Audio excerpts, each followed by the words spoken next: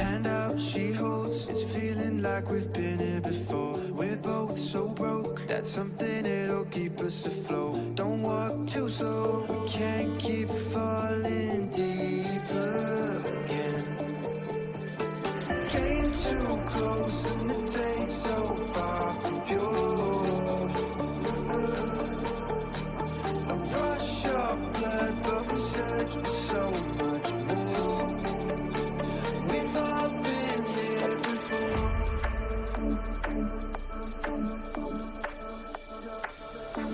We've all been here before.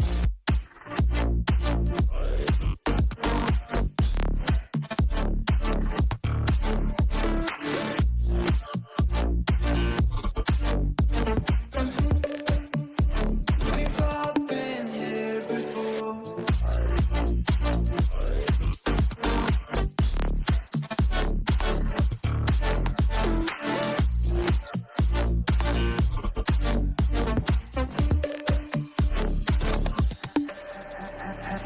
Hand out, she holds. It's feeling like we've been here before. We're both so broke. That's something that'll keep us afloat. Don't walk too slow. We can't keep falling deeper again. Came too close and the taste so far from pure. A rush of blood, but we search for so much more. We've all been here before.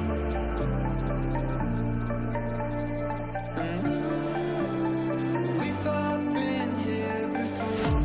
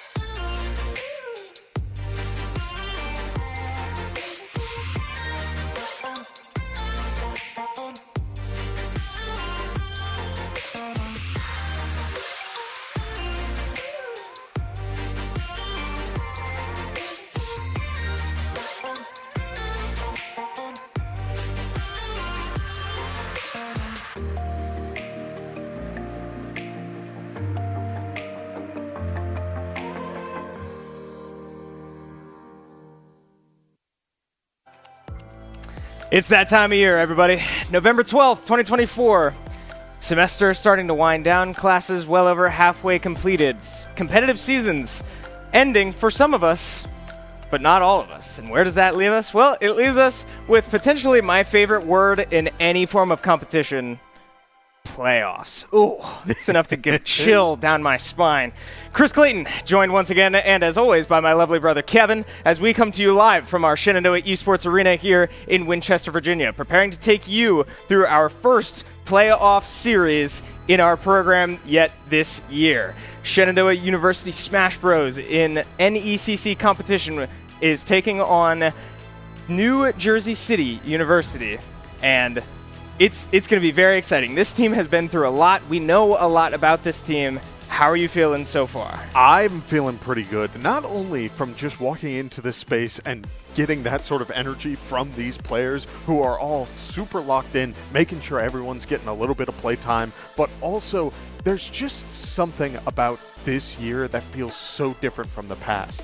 There's a different level of just focus and competition out of these players. I'm super excited no matter what this outcome looks like for these next couple of days, because it will be electric. Oh, I agree. It's the atmosphere here is very palpable, right? Yeah. These players feel, I think, better than they've ever felt. They're hotter than they've ever been before, at least in our experience ever casting over them. But we don't have to sit here and speculate. We have Ben Kincaid standing by with one of the players, Avery Giesemann Igloo. So we're going to throw it over to him to take us through a little pregame interview. Ben, take it. Thank you very much, guys. I am Ben Kincaid, joined by Avery Giesemann. Avery, I have a few questions for you tonight here as we go into this matchup. First and foremost, how are you feeling about tonight, and how do you feel about being in playoffs?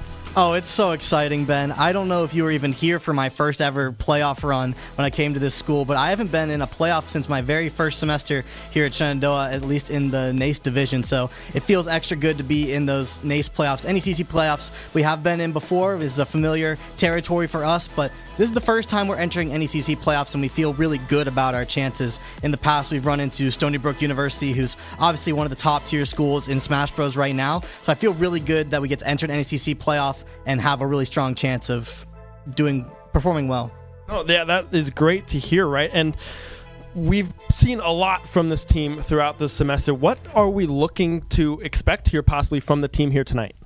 I mean, what you're going to see tonight is really just the path of growth that we've taken. There's a lot of diversity in this team, and I think that's why it's really strong. A lot of us have been working on two characters that we can move back and forth with, and we've also developed a really strong game plan and a sub-game plan as well that we can deviate from if we end up needing to.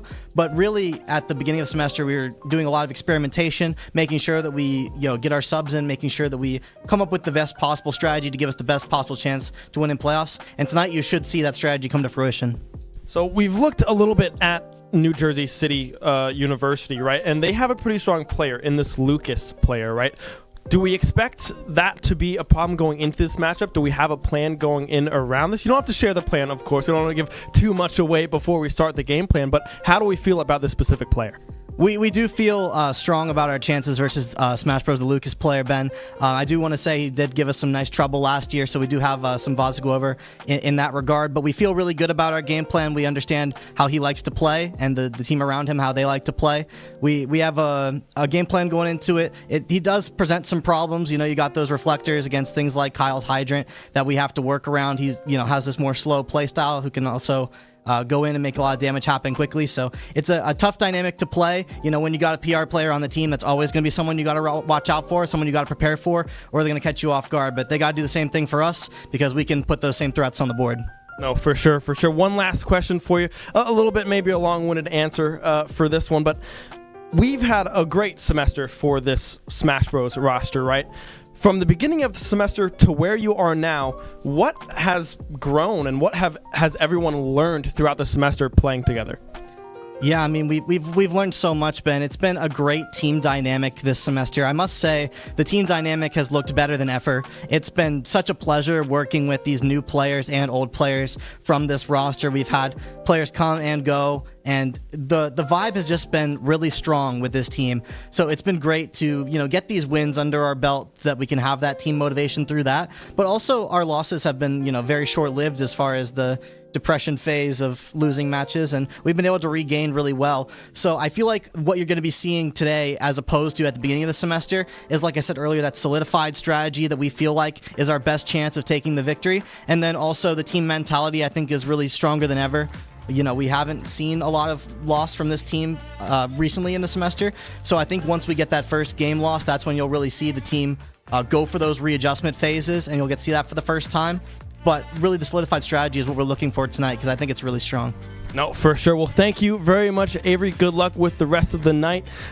It's going to be a blast, right? Expecting an SU win, of course. Thank you very much for joining me. Back to you guys.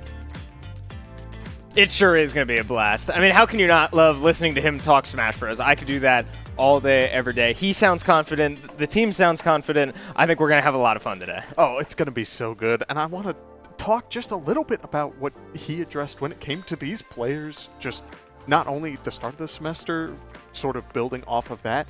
There is just this, I'm so excited to see what sort of game plans start getting put in now that we are in playoffs, because so far we've seen so much of Shenandoah's strategy has been overwhelming. There have been multiple matches where one player from SU goes in and just cleans house. So going into this bracket side of things now, where it is top level play all across the board, hopefully that means we get to see a little bit more of what's to come. Yeah, and as we show on your screen, I want to take a look back, or I guess take a look forward at how we got here, right? We see Shenandoah matched up with New Jersey City, and this is an 8-team playoff in the Chesapeake Regional Playoffs.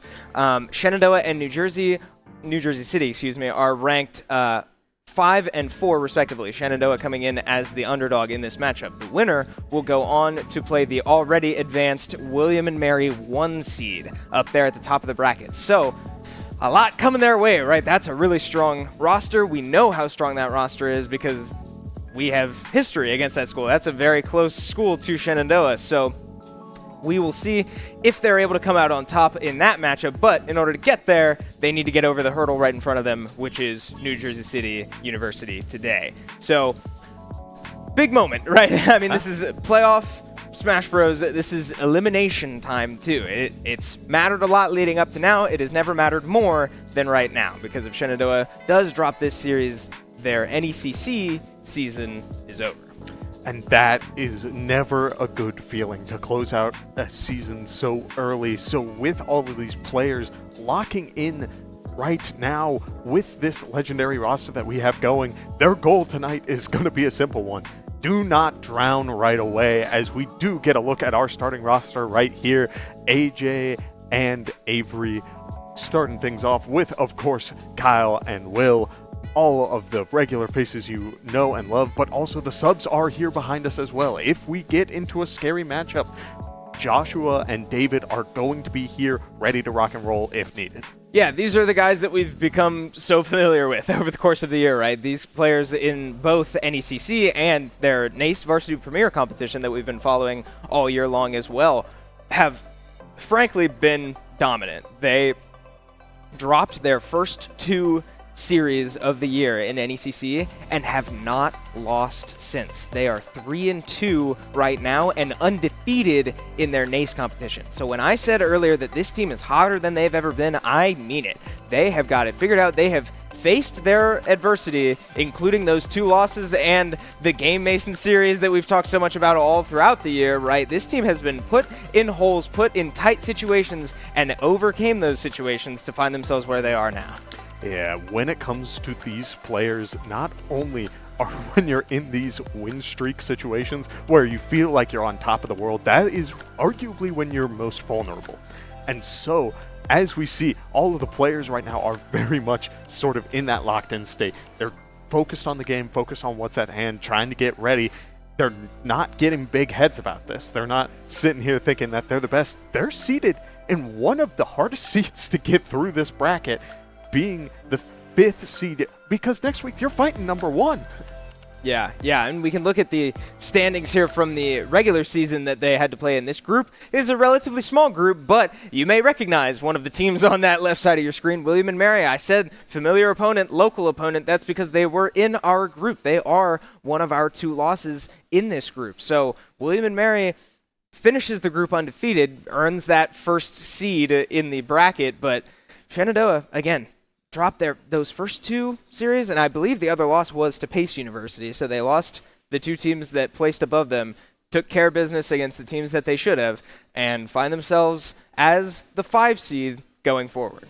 Yeah, and with that, I also want to address, at that time, this roster was relatively fresh. While, yes, you do have returning players in the majority of what we had to offer, the dynamic wasn't what it is now.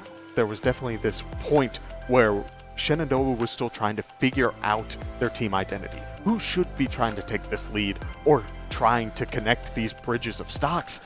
So now, as we are in this playoff sort of season, we're starting to see this identity form for Shenandoah. Who is going to be sent in against your relative zoners versus your rushdown and everything in between? And we got a lot of good answers, a lot of good coverage, but we also have not seen a lot of characters that tend to really shake up Ultimate's meta. I mean, the Steves, the Minmins of the world have not been on this desk. The Wii Fit trainer, who every now and then we see, who tends to truly just shake everything, turn it on its head. And now we're getting word of a Lucas player as well, who is going to command so much respect. While yes, Igloo mentioned earlier that we are going to be aware of like who we need to send in and all of that, that doesn't make it any less scary.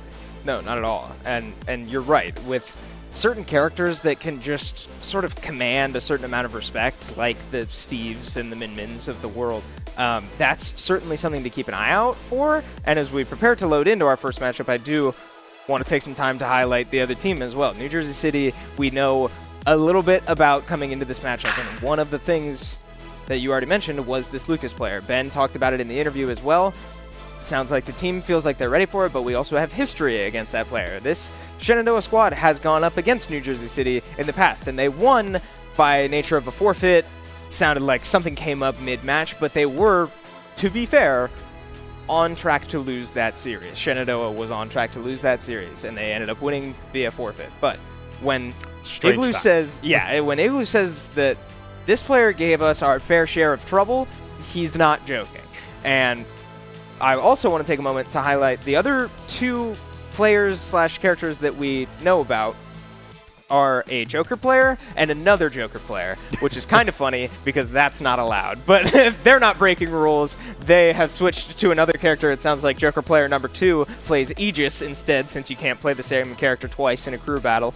But really, that's kind of all we know. But the main reason I brought it up is because this Lucas player that we've talked a good amount about, we have heard rumblings that they also have a Steve in there. We're not expecting it to come out. It would be a massive mix-up if it does, but it's there. As Igloo put it to me right before the broadcast, there is a non-zero chance that becomes a Steve today. Scary stuff. I mean, looking at that roster alone, if you've been in the Smash Bros. Scene long enough, you can't help but shake just a little bit at what you have to be dealing with. That is a lot of really good rushdown, really good zoning, and everything else. While we talk about the strengths of what Shenandoah's roster has going for them, this roster sounds like it's got a lot of the same. So it's going to be on that little bit of a chess battle that they're going to need to do outside of the game. Who's going in first? Who's going to be the anchor? Who do we need to be sending in for these certain matchups that we may struggle with? That is the sort of mental game that will be so critical going into this.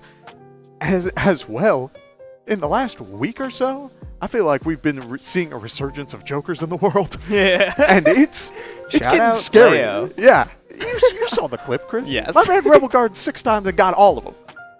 What do you do? Move is broken. I mean, I talked to Igloo about that exact clip like just yesterday. and this is a side note, this has nothing to do with today's matchup. I mean, I guess it does. We will likely see a Joker today. But he told me that he has been dying on the hill that Rebel's Guard is like one of, if not the best move in the game. And nobody has believed him. And that clip came out, and he's like, I truly think that, this narrative around Leo being washed is sort of starting to fade away because he's Rebels guarding more. So, I don't know. Funny little tangent. But, yeah. These characters are something to look out for, surely, right? Joker certainly never really went away, but somehow you're right. I do feel like we're seeing a bit of a resurgence. And it also ties in with what Shenandoah's roster has going for it. A lot of the time when we talk about the mistakes that these players make, it's usually on going for a grab in the wrong spot. Pac-Man, Yoshi, and those two specifically have very long grabs. They take a while to go out, come back type deal.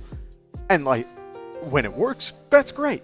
But when you have a character who has a move to deal with everything but grab, but your grab is a high-risk committal option, it's worrying to use that. You'd never want to be putting yourself in that sort of situation where your go-to answer is a move that could very easily put you in a long combo or make you lose that stock. Stocks are so critical in this format.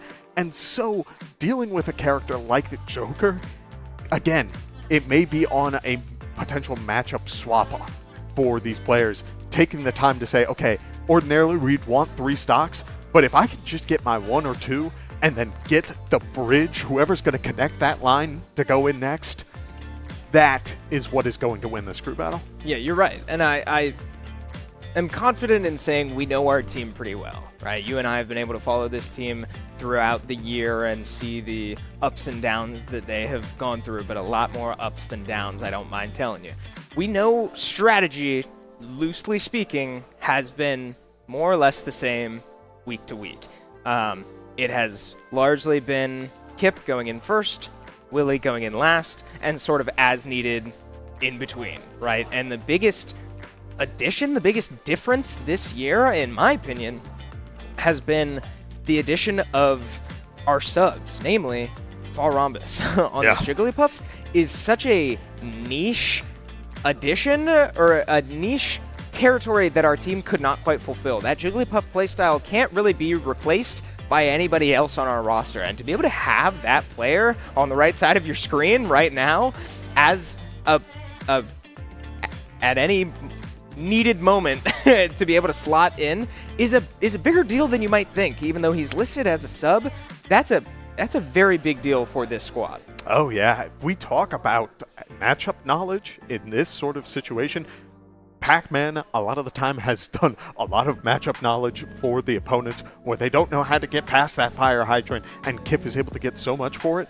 If we run into an opponent who maybe does have some sort of answer or some sort of go-to game plan, not only does Jigglypuff play a little bit differently than all these other characters, but there are a handful of characters on this game's roster that they don't have the just answer. Can't. Yeah, Jigglypuff is so floaty and just kind of sits around your shield range.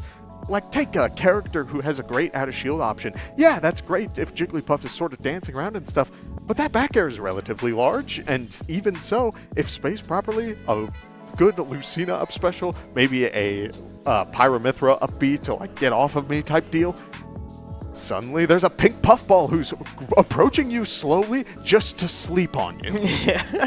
Yeah, and there is one more thing that I want to address as we prepare to take you into this series very shortly. I said there's one major difference between this team and previous Shenandoah Smash Bros. Squads. I think I'm going to change that to 2, but barely. And the reason for that is there's a player that I think has massively improved, and that is Willie. In our anchor position, good lord. For lack of better terminology, good lord. I mean, watching this player play, watching this player perform, and I use that term intentionally, has been a massive game changer for this team. Oh yeah, and he feeds off of that energy. Oh, yeah. He loves being put in those sorts of situations and has been getting more comfortable in that sort of spot ever since. if that is something that you're going up into, where your opponent is super okay with all the cards against them, you gotta be scared. It's a dangerous spot. That's what we see every time Willie is on, is that players who are starting to bring that momentum back for their team, are starting to carry that flag forward, say, I will be the one to bring it home, are suddenly spiked down into the nether region. It's scary. Yeah, and the reason I say that I struggle to call that like a massive difference is because Willie, I mean, it's hard to say which one of our players is the best player, right? They're all good at different things. Their characters fulfill certain needs, and at the end of the day, this is a team game. But I will say I do think Willie was probably the most sound and strongest player even coming into the year. And somehow, he's only gotten better. That's the key. That's the difference between this 2024 SU squad and as recent as last year. These are two completely different beasts. Well, not only that, the consistency of this roster has been something else. I want to talk a little bit about AJ here for a second. Every single time that this bird has gone in, they are taking at minimum 3 stocks. They're trying to make sure that they're doing their part and they're doing it right, sticking to the same game plan and getting that guaranteed value. When you're playing certain matchups, there is what I like to call guaranteed value there. You will not have an answer for everything, or you might just get a little lucky. But when it comes to Falco, who's just well built around everything, he has gotten so much off of these runs where he will go in and knock out one player. One player who could be problematic for the side of SU is no longer dealt with. Because AJ says, this is all I need to do. Y'all have crazy game plans going. We've seen either the Pac-Man or the Kazuya just clean house, but AJ's consistency has been amazing, as well as Igloo's adaptability recently. That Samus pickup? What is that? It has been... What is that? It's been putting in work, Chris, and I am shocked to say it because the first time I saw it was on this desk, I believe last semester. I think so. And Avery was so determined to really bring that forward, try and this is something I need to build for the betterment of the team. And now it's here, and now it's performing. It's filling in another gap that should be a weakness in the squad, and now it's not there. Yeah, all of a sudden, what was sort of a niche, or extra niche, I'll say, sort of one situation where this Samus pick makes sense and we're gonna put it in when we need it, is now a lot more volatile, a lot more realistic, a lot more seasoned. That Samus pick is real, and it pains me to say that. It's just as a Smash player, you kind of hate going up against that sort of ranged, campy playstyle. But this is a team game, and this is a competitive league. You need to find ways to win, and that's what our team has done. They've adapted, they've found ways to win, and man, I expect them to do it again today. But it's going to be a close one, right? These teams are very evenly matched. This is the 4 seed against the 5 seed. It's going to come down to little moments, little details, little bits of preparation that are going to separate these two teams. I do also want to address, you want to talk about the adaptability of Avery. I was talking with him, Kip and I were playing our fighting games and just kind of having a good time. Igloo stops by, talks a little bit about the Rebels Guard stuff, but also Revenge. And yeah. I mean, it all just falls into place. Igloo's like, I can pick up Incineroar. That move is broken. So I'm curious to see if that adaptability will come into play as we hop into game number 1. We've got Kip's Pac-Man versus Rampage on the Joker, which means that we are already seeing one of these intimidating characters to start things off. Yeah, we are here, ladies and gentlemen. I mean, playoffs have started. SU trying to take on their first opponent in this 8-team bracket. New Jersey City University putting in Rampage, you said it, on this Joker. A very strong, well-rounded character that we talked a little bit about, has that Rebels Guard, hasn't used it yet, but certainly something to keep an eye on. But so far, Kip asserting his presence, right? But, oh man, gets caught with the bell. A great attempt there from Rampage to try to get the smash attack off the stun, but can't quite find it. We're back to a bit of a neutral stage here, as now man, that Arsene is putting in work, and Kip has not been able to deal with it just yet, but there he goes. Yeah, so now Arsene is offline. Usually, in most situations, you only see Arsene one per stock, and that means that now Kip can sit a little bit pretty, get his setups going, and try to get a little bit of a stronger control of this game plan. But when it comes to this Joker, we are seeing these back airs come out. Yes, they won't take the stock just yet, but at the same time, they're still giving Joker that stage control, as Pac-Man is not able to make it back because of the trampoline. He ate just one little hit and was not able to make his way back to the ledge, but Joker is still at 132. One good bail hit into the up smash means that now it is 2 stocks to 2 stocks as the lead is brought back even. Yeah, an uncomfortable, uncommon situation there that Kip, finds himself in off stage, but certainly nothing to panic about, right? We did see Kip find so many great combos in that first stock and really command most of the stock until the very end. Now, Joker going off stage trying to get that Gimp, but we know how good Pac-Man's recovery is in all directions, right? Kip can make it back on stage from just about anywhere on your screen other than the blast zone. So as he is comfortably on stage now, finding these combos, finding these smash attacks, a great read there, but here comes the Arsene. The stun finds its way there onto the ledge. Arsene still with that great recovery. A smash attack comes out there for the Joker, now launching Kip all the way to the other side of the stage, 100% on this Pac-Man as they look to get the back air well teched there from Kip. He's back on stage. Yeah, Nabel is online. Joker opting to run towards the Pac-Man instead of running away. And while Kip is at 140, this up air won't be able to take the stock because Pac-Man is just heavy enough, and Joker's moves are now in that weakened state without Arsene. So now, again, the game plan is starting to slow down, but Joker does have a bell in hand as the Pac-Man grab just barely doesn't connect. Yeah, that was so close and such a good read, too. He did read the shield, but the range was just quite not there. And now both of these players have really slowed down, trying to not lose the stock that they have. Kip finds the stun onto the Hydra in a bit of a sketchy situation there, but now the stun will land off the platform. Wow, Rampage not ready for it to linger on the platform, does jump into a stun and will go down, but the drag down up air into that up smash, that is textbook Joker, and we are tied once again. 1 stock remaining for both of these players. Yeah, 2 players who are so evenly matched, trying to go back and forth on these exchanges. Arsene is online just a little early, which means that now we may see 2 runs of this as a Galaga is thrown out, trying to get a little bit of damage onto this Joker and get that Arsene out of here as quickly as possible. As a very aggressive forward smash does get Joker on the back foot just a little bit, as now the Arsene is offline. Yeah, man, and this is exactly what we were expecting, man. These 2 players are so evenly matched. These teams are so evenly matched. I expect every single matchup to be just like this. This is narrow. This is nail thin. I mean, so close. But so far, Kip got this Rampage up over 100%, and Arsene a little close to coming out, but Kip might be able to take the stock before it comes out if he's able to get in right about now. But got to be careful of that Rebel's Guard. The Arsene will come out, the flare across your screen that we all know and love.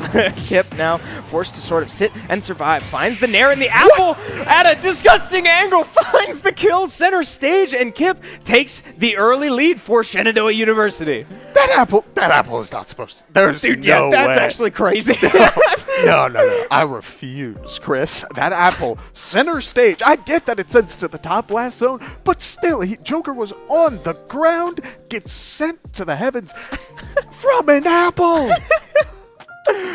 Crazy stuff. I didn't see exactly what percent that Joker was at, but I want to say it was about 115-ish, maybe 120, right before he got hit by the apple. So high percentage, sure, but I think I agree with you, right? We know that apple can kill, but I expect it at higher percentages where just about anything would kill. Wow. I mean, good awareness from Kip, right? These are little moments that I'm talking about. These are high-level teams and high-level players. They're gonna know certain interactions like that. 134 when he died is the final number from our production team. Hoo-wee! I mean, an apple a day keeps a persona-wielding high school student away. So there you go. We want to talk about mental chess for a moment. How many times? I would say 3 or 4 times. Kip was the one wielding the bell, has his setup going, and Joker, no fear, would run forward, which is is an answer. You don't have to fear and walk away. You are allowed to go into the belly of the beast and try to get Kip trying to cover space that he probably shouldn't have access to. But it happened so many times, 4 or 5 times earlier on, and now that 5th time where Joker walks up and Kip is ready with the proper fruit in hand, chucks an apple at Joker, and Joker goes off the top. Shenandoah has the lead. 1 stock lead. We now get to see who the other side sends in. So many crew battles are decided by this moment right here, Chris. Yeah, I was just about to say, this is actually such a pivotal moment because although Shenandoah only has a 1 stock lead, this has been the storyline for this SU squad literally all year. This has been the difference in so many of their wins. This exact situation where somebody on an opposing school is tasked with just taking out 1 stock from a Shenandoah player. Sounds easy on paper. But all of a sudden, kind of before you know it, and uncomfortably often, Shenandoah is able to take way more stocks, 1, 2, sometimes even 3 or more in this exact situation. So I don't expect a massive runaway here for Shenandoah, right? I keep saying it and I will continue to say it. These teams are very closely matched, but any advantage you can build is a big deal in the long run. So this 1 stock lead is already a big deal now, and it gives SU an opportunity to further snowball this advantage. And on top of that, the information is out there. We have talked about 3 players on the opposing side. A Pyramithra player, a Steve or Lucas player, and this Joker player. There is a mysterious factor here. They could be sent in right now, and if that happens, that information, there's suddenly no questionability about what characters we will see 90% of the time. But on the other side of that, if you send in, say, the Aegis next, we assume you keep this Lucas or Steve in the back pocket and try to anchor it, considering how well they performed last time around. But that means that we have the matchup preferability going into the next round. And we got Prehistoric Dino, who can dance around, or Futuristic Bird, who is also willing to just sort of jump around and cause problems. So as we hop into this game, keep an eye on what character they send in, as well as what potential matchups you would expect going forward. Right. Ultimately, this is a team game. You have to be thinking down the line. And although Smash Bros. Is a one-on-one game, that's just not the case in crew battles. And so with this situation, right, this will be Kip preparing to load into his second matchup here with only 1 stock. You have to think who's in reserves, right? Unless Kip is able to just wipe the floor and take 3 stocks easy, and then we're here talking a completely different storyline. But if that's not the case, yeah, you have to think Shenandoah has so many options. You said it. Futuristic Birdman, Prehistoric Dino Man. There's also that futuristic suit of armor lady right. that Igloo has in reserves, right? So many options, so much ground that Shenandoah can cover. It's going to be interesting. But as we prepare to load into our next matchup, here we have our answer in front of us. Player number 2 for NJCU, will be this Aegis that we talked about. All right, earlier on, I made a comment about your guarantees in these games. Mithra, in my opinion, is a guarantee. The character plays so incredibly quickly and is able to get so much damage up early, but so far, we're not actually seeing the Mithra to start things off. There it is, the swap initially after a good couple of hits. Now, if Kip is going to find his opportunities to close this out, it's going to be while this Pyra is the one on the screen, rather than the Mithra in the background. Mithra is almost too fast. What are these trip interactions? That was 4 go-arounds of just forward tilt, and the bell is in hand. Chris, Pac-Man is doing so much. And again, this is Exhibit A. This is the situation we see Shenandoah in all too often. Tasked with one situation. Get rid of player number 1, and other teams cannot do it. This is a guaranteed stock advantage coming out of this matchup no matter the result, and it could only get worse for this Aegis. Look at these strings, using the platform, finding the up airs 80% and finding the grab off the switch. And now the Mithra is here, but it might be a little too late as the bell is thrown out, but it is caught in the air. Gets around the side special, but the forward smash is just a little bit far out for the spacing as Kip is sitting at 53. Mithra going for the forward smash. It won't take the stock just yet. If they're looking for this stock right now, it's going to be on the Pyra. But right now, I think they're just looking for that damage to keep Kip on his toes.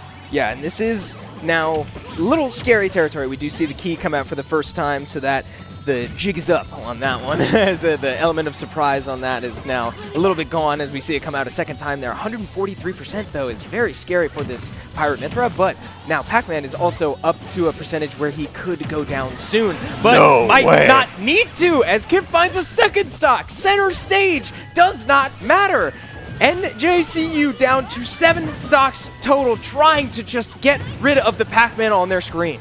And what a beast it has become. The Pac God is here to play, and he does not mess around as he is dancing around what this Pyra has had to offer. Pyra has been on the screen longer than Mithra has, and they have struggled to find this one stock on this Pac-Man. He's so slippery and is able to keep getting back onto the stage if they can't get this final hit.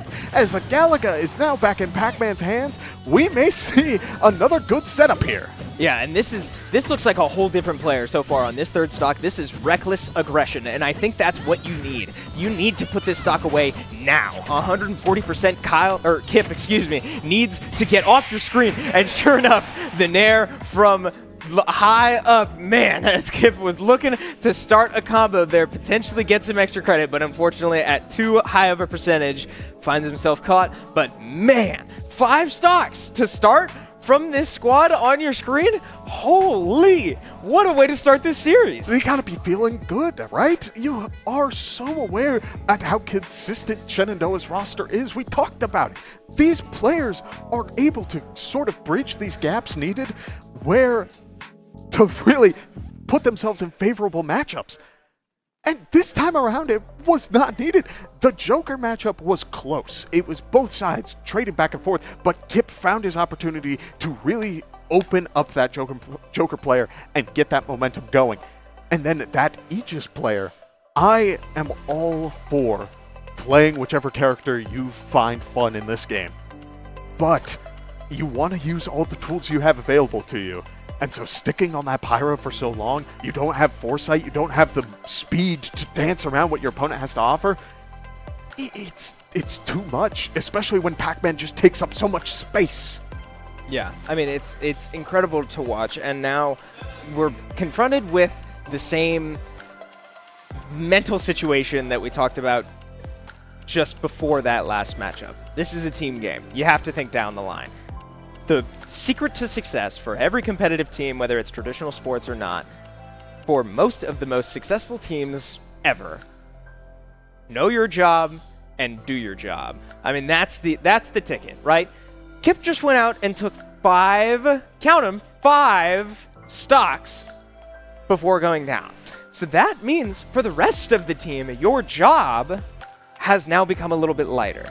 The averaging 3 stocks is now behind you. These players still need to go out and execute, but Kip just went out and took a massive load off the rest of this roster. Yeah, so as we hop into this game and the Aegis player goes off losing those 2 stocks, we do see AJ is sent in, and you want to talk about bridging these matchups and trying to get as much information as you can. I do think that AJ is a great choice for this situation, where now he is going to be dancing around what Pyra has to offer. Again, now we see the swap to Mithra, trying to get a little bit more aggressive, using that speed to their advantage. Mithra is a guarantee. You will take a good amount of chip damage, but it's on the player to not get too flustered and find their opportunities after that character is taken off the screen, as both players are racking up a good amount of chip damage to start things off. Yeah, and I want to be fair when I talk about this. The situation that I just put so much emphasis on that Shenandoah finds themselves in with that stock advantage, and then they are able to punish another team so heavily, this is arguably no different. I mean, these are both teams player number 2, but AJ ultimately does need to go into this game and take care of business, right? The last thing you need is to give the other team a reason to believe in a situation like this, right? It's okay if you lose a stock, maybe two, but I mean, you really want to go out and take this stock with relative ease. And so far, he has been looking pretty good. 120% now, finding the up throw there.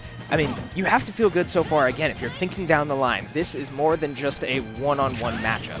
Yeah, good on this Pyramithra player. Kashira is playing a very patient game right now. Not getting too jumpy while on the platform means that they're holding on to the stock for a little while longer. A parry from the Falco means that they will get a little bit more damage, but now these side specials are sending Pyro just a little too high for these back airs to connect, as they are at a crazy high percent. But we also have to talk about Rage, Chris. Rage has become such a big factor in these crew battles that you need to be careful, as a forward smash will be able to take that stock there. Yeah, a bit of a panic spot dodge there from AJ, trying to survive that situation, stuck on the shield from his own jab. And now, with that first stock down, 165%, you need to take this stock like now. He's had a couple opportunities, come very close, just missed a couple grabs and a couple small hitbox offstage interactions have been well defended by Kashira here so far. There it is. There it is. Stock number 7 gone from New Jersey City University. As now Shenandoah with a 2 stock advantage. We'll find out who this third player is. Will it be that Lucas, or will we find out this mysterious 4th player on this roster? Because not only did we just see this Pyramithra have an amazing performance of truly locking in and finding their opportunity, but this is also kind of the to-be-expected outcome. You expect to take one stock for either side when going into that. So if you're giving one, you can't be too flustered at this point. You have 2 stocks and you're getting the information that the team needs going forward. Who is this next play? Is it going to be this superstar, like you mentioned? Or are we going to see some wacko factor that we would not expect otherwise? Yeah, and it's hard to say, but one thing that I do know for certain is that in the matchup we just watched, AJ looked very comfortable. Right? I mean, he was finding his hitboxes, finding his setups, and although they were coming a little late, right? You said it at such a high percentage, the side Bs weren't quite confirming, but he had the right idea more often than not. He was going for grabs that just weren't quite connecting. He was finding the side Bs and going for the back airs that just weren't quite connecting. But mentally, he was right there, right? He looks ready to play. It did not look like nerves got to him at all. You're right. You kind of expect to take one stock either direction, and I think that looked like a relatively normal matchup, and for that reason, I feel good about AJ going into now this 3rd player, no matter who it is. And I also feel his level of understanding of this game is truly something to study. There were multiple times where Pyra was going for that side special where she throws the sword and spins in place for a while, and then they would go for the footstool afterwards. And AJ was taking the time to make sure that he was teching it in place, making sure that there was no fancy footstool combos afterwards. And Pyra was like sort of spacing it out type deal. But the one time they try to go for something more off of the footstool, AJ gets the tech in the right spot and gets the up smash to close out the stock. Sort of a pocket pick sort of situation where you're like, I have this in reserve if I need it. If my opponent is aware that I am going for this multiple times, then they shouldn't be going for anything too fancy on me. Like, I know the answer to this. But Pyramithra, playing a very patient game, but feeling the pressure after that first stock, tries to take that aggressive approach, saying, I need to take one more, bring my team back into this, right? That's the whole thing. It's not just in-game, there's a mental aspect too. And so they go for the aggressive option. It's a great call, especially when it works. But AJ had the reaction time and was able to close it out, gets the up smash.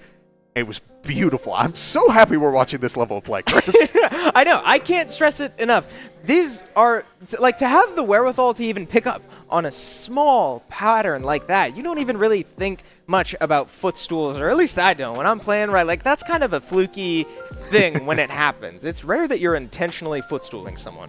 But to pick up on patterns like that only happens at the highest level of competition. And that's exactly what I'm talking about when I say that it's going to come down to the smallest thing. things that separate these two teams. Little bits of preparation, little bits of game knowledge, little bits of pattern recognition that when these players can pick up on it, they know how to go out and take advantage of it. And I mean, these teams are going to be suffocating each other in terms of competition or like level of competition.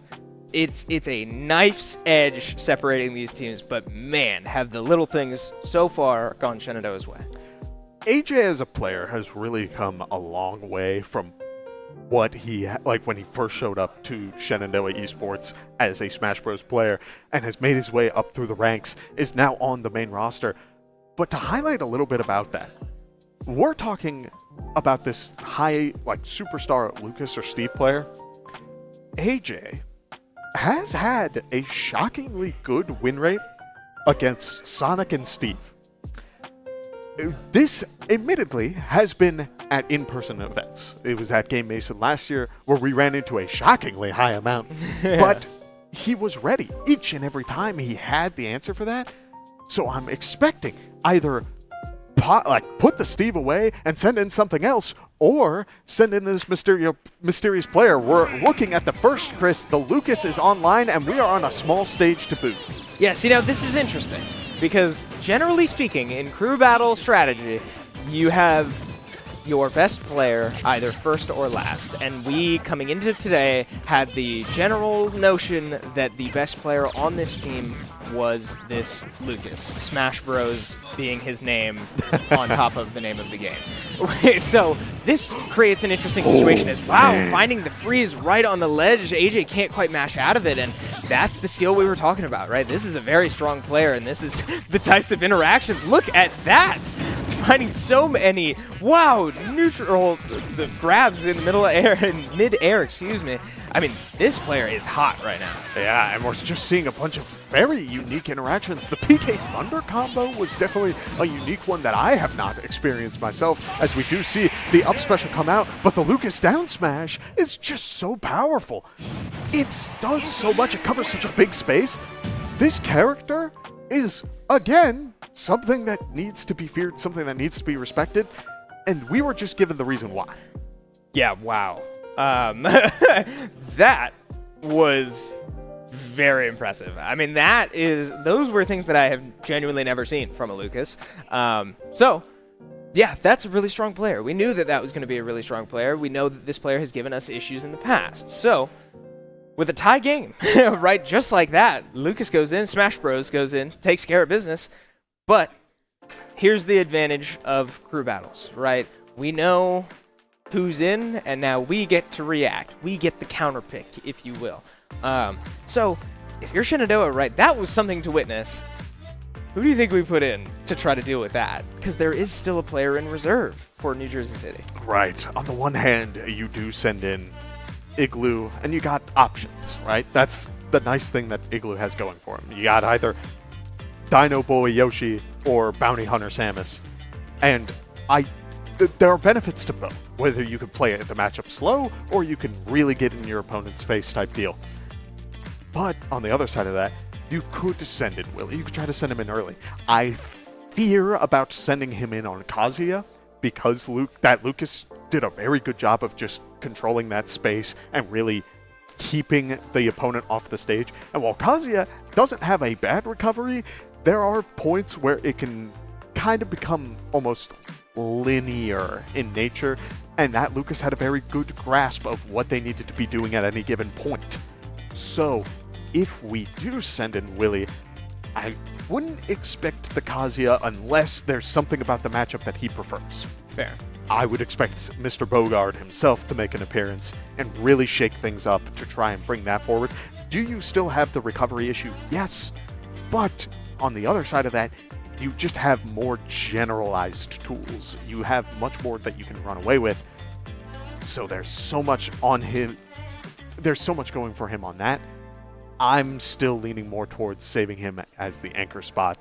And if he's put into that situation, give him the choice of the character for who he wants to deal with against this Lucas. I think I agree with you, and we do have a bit of a preview in front of us. We have been given the information that the next player for Shenandoah will be Igloo on the Yoshi. So going to throw it right back to you.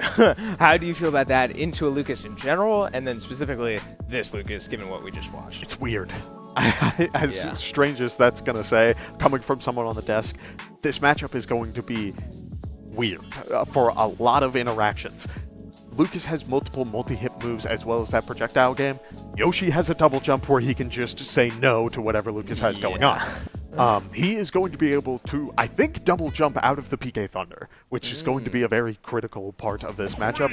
So as we hop onto the Hollow Bastion, I'm curious to see how this will go down. Yeah, big moment here for both of these teams as we are now tied 6 stocks to 6 in both directions, and with 2 very strong players coming out for both schools. Look at the strings so far from this Lucas, man. It's controlling the stage. Avery struggling to get in, but finds his way back on stage. Man, this is overwhelming to watch, but little moments like that are going to be what you need to look out for. Some of those moves can leave you so vulnerable as Lucas, especially that PK freeze. Yeah, look at how Igloo is going for these walk forwards into shield. That is going to be what really controls the pace of this match if this Lucas opts to keep going for these PK fires. As we do see a grab come out from the Lucas, get beat out by the jab, and a good down tilt means that Yoshi is sent off stage, having to use the double jump to go high. But again, the shields, making sure that they're getting very little value out of these PK fires beyond just a little bit of shield pressure. Yeah, and I mean, just listen to these voice lines, right? This is the most textbook, like, irritating, oh, your friend next door plays one of the 2 Lucas Ness characters when they spam their stuff, but finding the grab off the platform, the up throw that is so strong, and a dash dance to boot means that Igloo now finds this spike immediately after, says, dash dance one more time, I dare you. Tie game once more.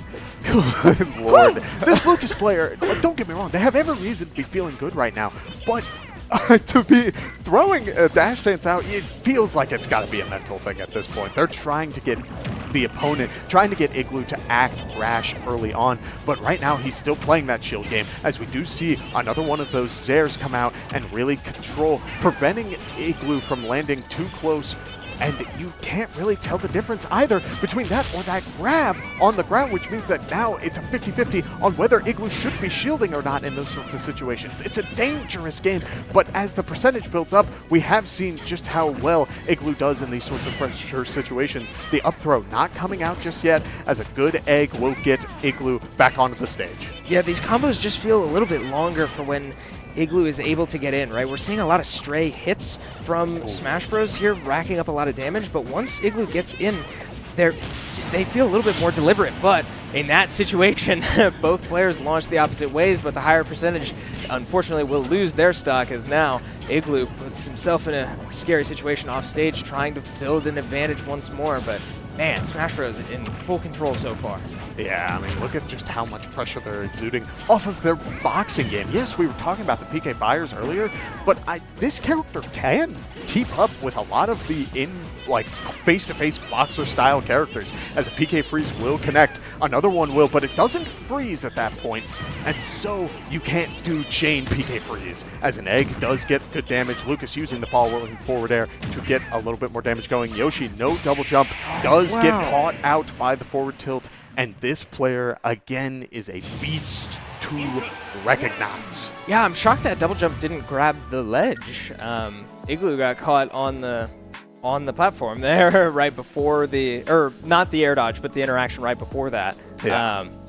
I'm not grabbing the ledge, and unfortunately putting Igloo in a bad position, and then getting the 2-frame there on the next interaction means that Shenandoah now down 2 stocks with 1 player remaining. We expect to be Willie. Right. And going back to that matchup, I think we saw sort of the game plan of what neutral looks like. That Lucas player is willing to sit there and do PK fire the entire time. And as much as a lot of people don't like it, if you are a good fighting game player, if it ain't broke, you don't fix it, you don't change your game plan. And it was working. Igloo then adapts, starts using his shield to get closer and closer, stuffing out the PK fires, and was able to get a little bit of chip damage going. Nothing, no crazy combos off of it, but getting the Lucas away from doing multiple PK fires. The Lucas then adapts, says, okay, if you're going to do one shield, then I'm going to start either jumping and going for my little snake, or I'm going to go for the snake on the ground. The reason why that's so dangerous is you have someone either holding shield on the ground, and they get grabbed if Lucas decided to do it on the ground, or if he's in the air, it stuffs out your jump, it stuffs out most other moves that you try to throw out, and Yoshi doesn't have the range to deal with it necessarily, besides like throwing an egg, and if you're at that range, you shouldn't be throwing the egg anyway. So it's like, it's a scary spot to be in. You called it. It's weird. Yeah. It's strange. It's hard to watch as a commentator because there's a lot going on in little moments like that. But now, with that behind us, though, we do know that Willie is the one player remaining for Shenandoah, and it looks like, be the Kazuya as the answer. So, with a character like that, Kazuya, I mean, we are preachers to this character and the amount of options overall that this character brings to the table, including range, right? That laser, among invincibility, among reflectors. So I'm curious, I mean, you mentioned it, you talked a little bit about before, right, with the recovery, but now, given what we know, given that we've seen this Lucas really play for more than 20 seconds, how do you feel about the Kazuya pick? How do you feel about Willie's Kazuya? That's two different answers. Those two are. Okay. Because Kazuya on paper is a character that needs to get incredibly close and needs to get his damage going, and we're going up against a player who is willing to sit back, is willing to get his game plan going from a distance, and knows how to dance around the opponent. The laser is nice. Lucas has the side magnet. He can use the down B, and then he heals like 30 health from it. It's ridiculous, but like a great option, especially for this matchup. You can't use it all the time. The only reason why I'm excited to see this beyond any other Kazuya player is because Willie has shocked me so many times before. If there is something that either he sees, he's picking up on, or he wants to take advantage of, and is going to make a show as we see the man crouch dash and get these electrics online. Yeah, this is where you need to be careful of against this scary demon man on your screen. Look at these interactions, though. This Lucas is not out of it, and sure enough, those types of strings can get so overwhelming so quick. 60% already as Willie tries to find his way back on stage, and here come those electrics, right? Such a safe move into shields like that, into raw misses, looking for a forward smash, trying to take cheeky stocks, but he will get punished for it quickly. Man, Smash Bros. Putting the pressure on so far, and Willie now down to 2 stocks, needs to take these 2 as well as another player beyond this. Yeah, and these down tilts are getting so much mileage right now, where Lucas is really going for these options to just keep Kazuya from going for these spot dodges, but the spot dodge is what can often get Willie so much value as the up smash comes out, but it won't be enough just yet. Lucas going for the air dodge is not going to lose the stock just yet. A sour nair from Kazuya will get a little bit more damage as a down B comes out and should take that stock, as it is 2 stocks to 1. This Lucas player has done so much for the NJCU team. I am curious to see if they will close it out or struggle, as another great setup into the back air is going to close out that stock. Okay, 1 stock remaining is all he needs, right? 4 stocks still for this NJCU, but as long as he's got 1, he's still a threat. Willie now looking to find his way back into this, finds another stun there. No. That could be death, but well-timed air dodge there will avoid the up B now.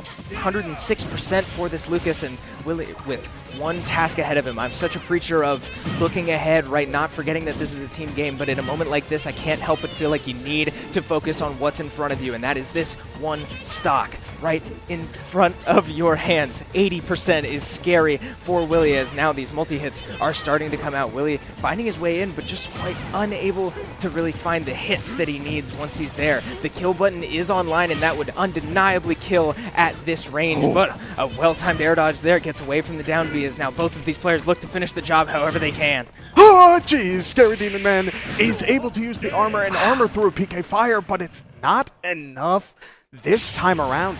The Lucas was doing a good job at the end, again, of spacing around this character. He's such a dangerous force to be reckoned with. We talk about it every time this Kazuya is here.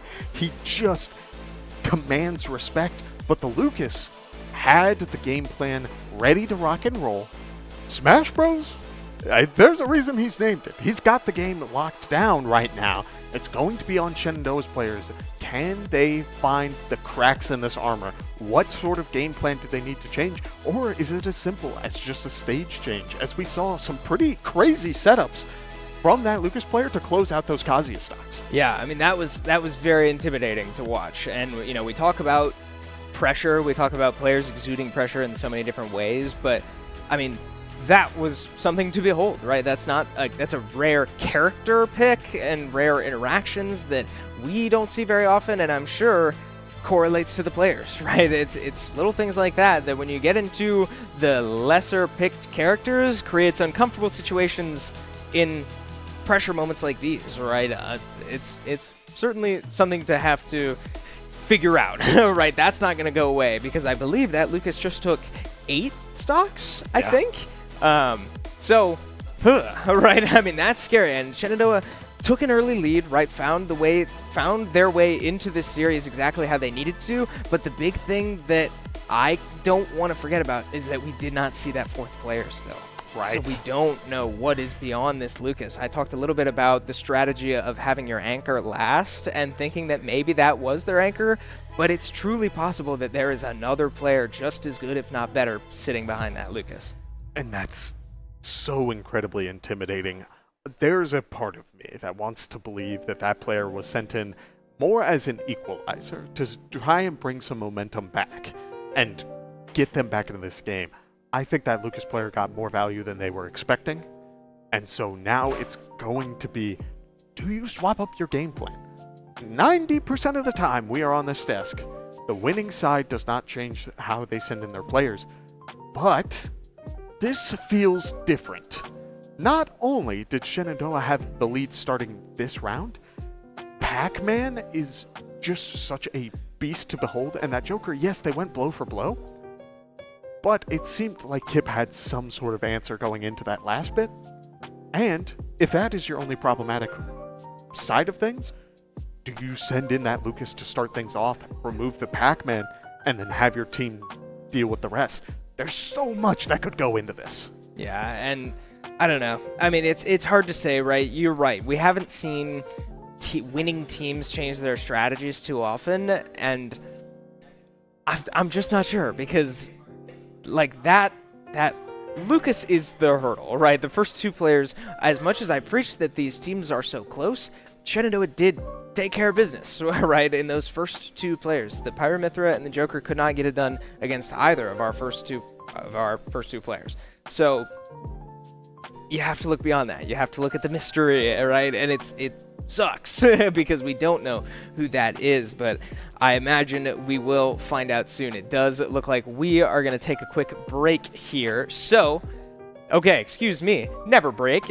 We don't break here because we are going to ride this out. So we will await the results of this next player. We'll let you know as soon as we find out, but I don't know, man. I mean, it's a tough situation for Shenandoah after starting that strong and then coming out with a loss and 4 stocks still ahead of you. Yeah, and I mean, again, the blow for blow on this side of things, I completely forgot about that first stock and how that played out. Frankly, with it playing out that way, I wouldn't be surprised if this matchup did fall a little bit more into Kip's hand. But we also saw adaptations from both sides. That is something I do want to give kudos for. Sometimes players only adapt like once, maybe twice in a battle, and then they just start brute forcing whatever option they feel like. This felt like from every player involved, there were levels of adaptation, just levels to really bring that momentum back into either side's sail. So I am so curious to see how, like, I don't know what the answer is. Yeah, I don't either. And that's why we're up here and not in the seats behind us, right? That is for the pros to figure out. But, I mean, if we look back at these replays, I mean, there was a lot to be happy about if you're Shenandoah. You really can't feel too bad about how this first set played out. Because, I mean, look at the control that Kip was able to set, the tone that Kip was able to set to start the series off, taking 5 stocks before ultimately going down to Kashira. And then AJ coming in with the task of getting rid of that 7th stock, or I guess that 6th stock for NJCU. I mean, the momentum was there, right? I mean, this looked great, and if it's me out there, I feel like you can't help but think that you just want another shot at it, right? I don't think you want to change much because it didn't look bad. This player is just extremely sound. Yeah, I mean, look at that setup. They got the PK Thunder going, trying to get rid of the options out of that Falco, and then they got the final down smash to close things out, really exhausting the options that players have off stage. So, looking back at this player, and while Igloo was able to close out that stock with a beautiful dunk, it still was a lot. It's not easy to get close. A couple of rolls like that, and again, the Lucas walking forward, going for the shield instead, goes for the forward air, and then that KO's center stage against that Dino, that's crazy. Yeah, it was crazy. Yeah, I mean, there were so many setups and interactions that this Lucas had that were very impressive to watch. And I think one of the big difference makers, though, is going to be little moments like this from Willie. A few too many times, and I think it was twice, that he got punished by that interaction, standing too close to the ledge and then getting killed for it. So from our best player, those little moments matter a lot, right? Those stocks cannot be lost to interactions like that. And so, I mean, we see it on your screen again, right? That was a telling tale of how last series went. But as we load into our set number 2 here, NJCU with a lead now, and we do adapt the strategy here from Winchester. AJ going in first to represent the Shenandoah Hornets in set number 2. Yeah, change-ups from both sides. The Joker was sending first last time, so now we have a Pyra Mithra Falco matchup that we only got to see a little bit of last time around, as this Pyra is already racking up the damage and is playing a very different game from what we saw before, but AJ getting a little bit of control, and those are the opportunities that could really make or break how this sort of match goes. Look at the drag down there, trying to get a little bit more follow-up as Pyra is able to air dodge out, and it's just throwing out these aerials that could take a stock even now. Yeah, and this matchup in set number 1 looked extremely even. We only got to watch a little bit of it because the Pyra Mithra only had 1 stock coming into it. So, as we see these players with full stocks, right, 12-12, fresh slate, this is probably going to be really close, and so far it has been. But AJ finding the punish off the ledge, right, this Pyra Mithra forced to find their way back to stage once more, but right into the waiting hands of AJ as he finds his nair from the stage, and Pyra Mithra misses the ledge. This is a very big moment because AJ has been showing his comfortability off stage. He can keep this pressure going as Pyra is just feeling how much value this Falco can get. One good laser means that AJ will get a little bit of percentage to start things off, but now the Mithra is online. And again, we've seen this player prefers to stay on the Pyra for a while, which means if they're sitting on the Mithra, they're just trying to get that damage going, and they think they could close out these stocks quickly. Oh, wow. I wasn't sure if they were going to make it back to that. I thought that might be an even bigger moment there, but they do make it back to stage, so we are right back into a neutral state as both of these players, again, like you said, just racking up damage on each other. No, nothing crazy here. Little combos going both directions. So far, Kashira coming out on top of most of them, but AJ certainly not out of it as trying to just maintain the stage control, right? Left and right, back and forth, fighting over this Pokemon Stadium as now, wow, gets caught on the ledge during his side B, and AJ will lose that second stock a little bit earlier than last time. Yeah, very well played to start things off. This Pyra Mithra player staying on the Mithra for so long, you almost forget that the option is there, and yet they go for that up special, and again, close out stocks so incredibly early. So now AJ taking the moment to sit back, taking a deep breath, trying to find his opportunity to close this out as they swap back and forth between the Mithra, and they're starting to realize Kashira is getting so much value out of this character as opposed to what the Mithra was offering before. Look at the little bit of damage buildup. They only need that Pyra for the damage buildup at the end, and so now they walk away with the lead to start things off. 2 stocks in hand. Yeah, the side B comes out just a little too late there from AJ, as I imagine he was looking too up B to the stage to try to switch up his recovery. Can't quite make it to the ledge, and now this is the opposite story from set number 1, right? SU comes out on top to start, set number 1, but now not only does NJCU come out on top in set number 2, they're up 2 stocks now as Shenandoah is forced to put in their second player and task them with getting extra credit. Yeah, it's a worrying spot to be in, but not one unfamiliar to this roster. All of these players have been in these sorts of situations. I do think it has been a while, though. I think it's going to be on them to sort of take that moment, reminisce on where they've been before, and understand that this is, yes, a high pressure situation, but the game is still the same. You can find your opportunities, your openings. It's those little interactions, Chris, that can make all the difference. Yeah, I mean, little things are big things in a level of competition that we're watching right now. And you're right, Shenandoah has been in these situations before. These players have been in these situations before. These are not new players. These players have competed for years with an S on the end, years, both at our school and on their own, outside of school competition before they even got to college. They were competing in Super Smash Bros. So they know what it's like to be down. This team does have 2 losses, right? This is a sort of gritty team that can come back from uncomfortable situations, and they know that just as much as we do. So as we await player number 2 from Shenandoah, I certainly hope that the people behind us are keeping that in mind. Yeah, so as we hop into this game in just a little bit, I want to address what we saw before. When things started off, it was Kip leading off with that relatively close matchup, getting things going.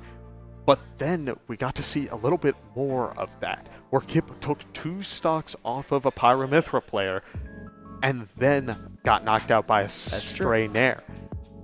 If, with that knowledge in mind, assuming that the matchup will play out relatively the same, this could be a great opportunity to send in Kip, but we have seen again, it becomes a little bit more hazy when all of these players are so adaptable.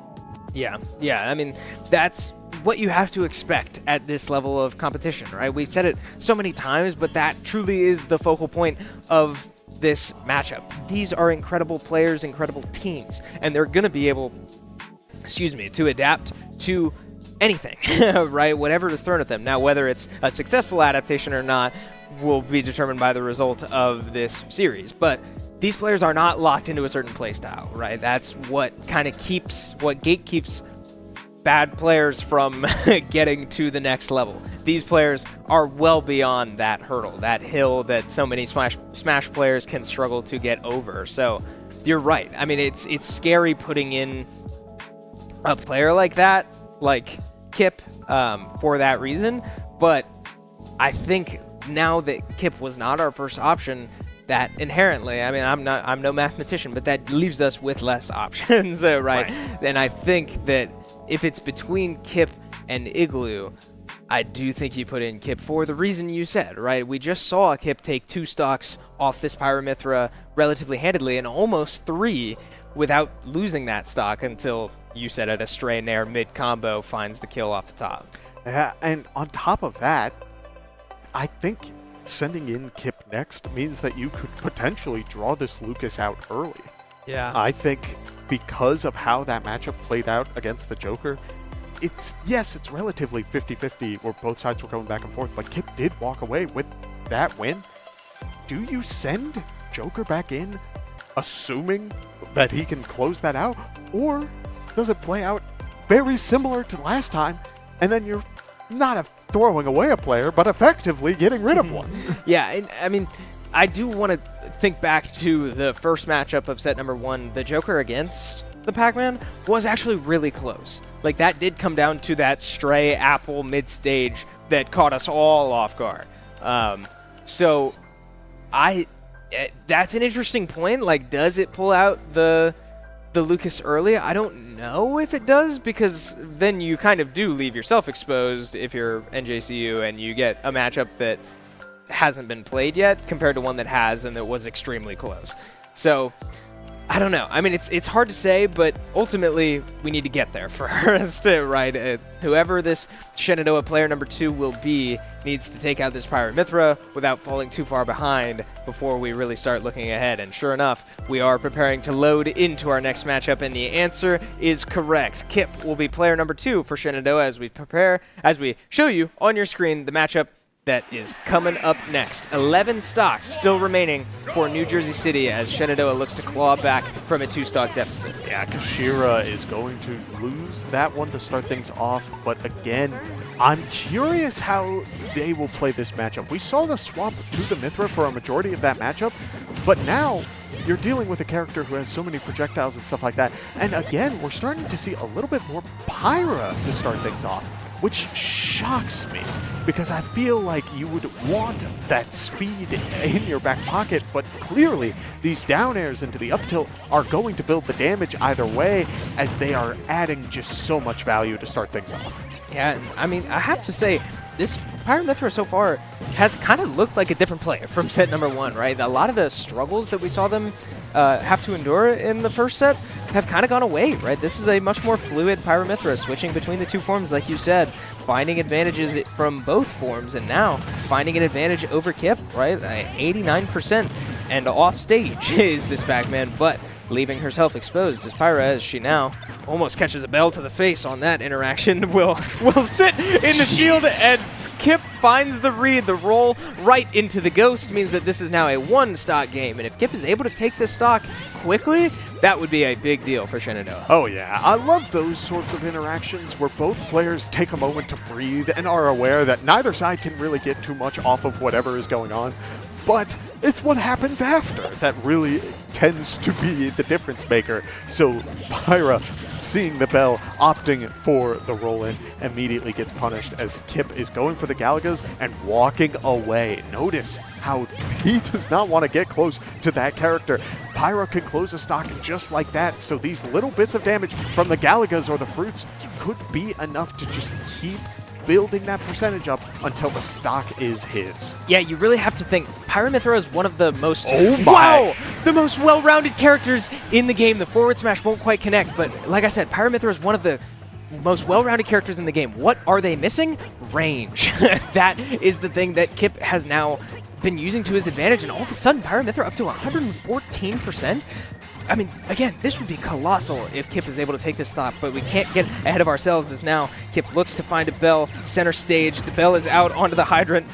Little interactions going both ways, right? This is razor close, but man, either player could go down at any minute here, Kip. Yeah, careful. The hydrant, it goes flying as Pyra is sent off stage, and a bell is now charged as Pyra goes for a side special. The bell is thrown a second time, which means that it will be dudded, but Mithra is swapped out this time, not to close out the stock necessarily, trying to get Kip back off stage as the side special comes out and just keeps building up this damage on the Pac-Man. It won't be enough to close it out just yet, but now Kip gets a bell off stage, and Pyra is willing to just sit there and keep throwing out the side special.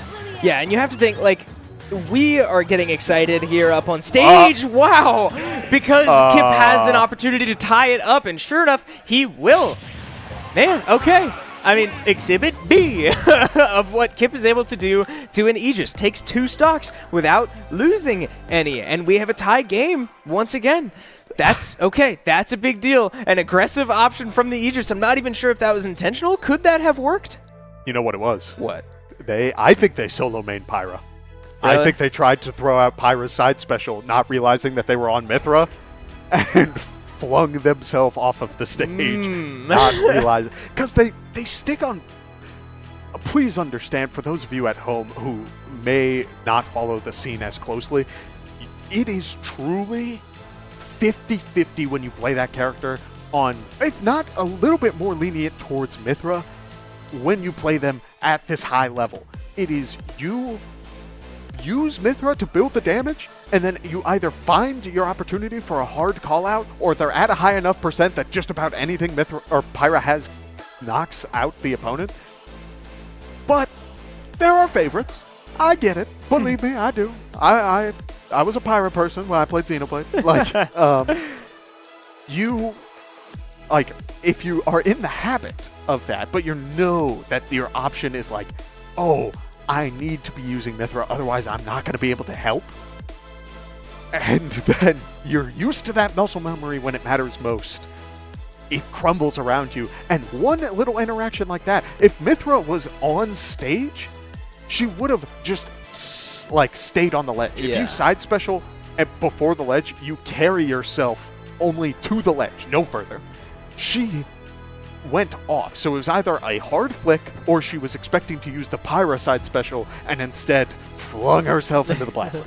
I mean, I don't know. It's hard for us to speculate, right? The only people who know would be the people sitting in that NJCU room, but I think you might be onto something, right? That was an aggressive option that ultimately did not pay off, and now we are more or less, in an indirect way, back where we were in set number 1, right? I think that probably Joker comes out next for NJCU, but you did raise a good point. There's an argument to be made for Lucas into the Pac-Man. I'm not necessarily the Smash analyst between us, but in my opinion, I think that's a bit of a risky option, and it leaves you a little bit more vulnerable than putting the Joker out and having them two go at it again, because that was so close the first time around. And I feel like you can't be risky at this point. Yeah. If this Aegis player maybe took one or two stocks off of Kip, maybe then you do play a little bit risky. Send in the Lucas, close it out type deal. Yeah. But Kip has all 3 stocks. We are, in terms of stocks, even. Yeah. Yeah, I don't know. It's hard because, like, the Lucas did just take, again, plus or minus 1, I believe 8 stocks. 8 stocks. Last set.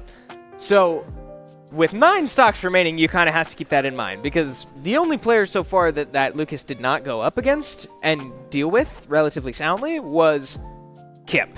Right. So if you're looking to get aggressive by putting the Lucas into the one player that you're not sure will be successful, I just don't think makes sense to me. And so we will get information on our little preview Chris. screen as we take you into player number 2 against player number 2. Surprise, it's someone we have not seen yet.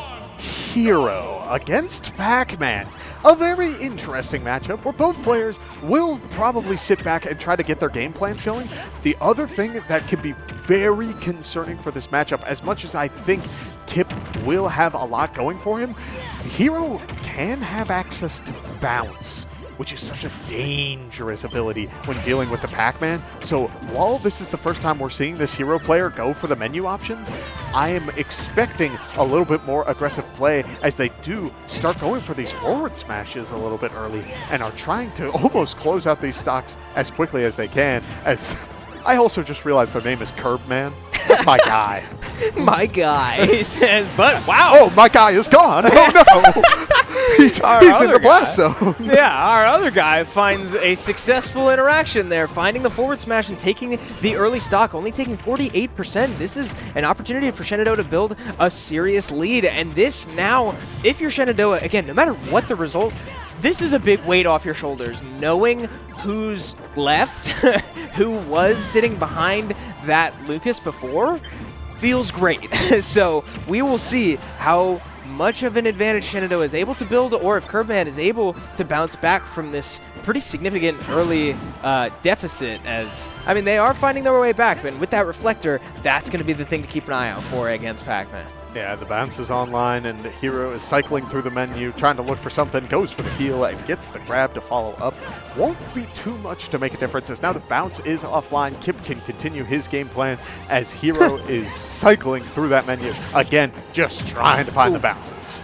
Yeah, Hero playing around that hydrant very well and catching Kip a little off guard. And again, this Hero has kind of been sitting in the menus for quite a while as they do find themselves stunned, but Kip unable to punish off of it and gets punished himself, as now he does find the stun after losing his stock, takes 1 stock in return. Again, a full stock advantage for Kip, and we'll see if he's able to maintain this into something even more, but 100 MP means that this Hero will be able to recover from just about anywhere, so something to keep an eye out for. But I wasn't sure if he had his jump there, but almost stunned there on the ledge. Well timed there by the Hero to make it back.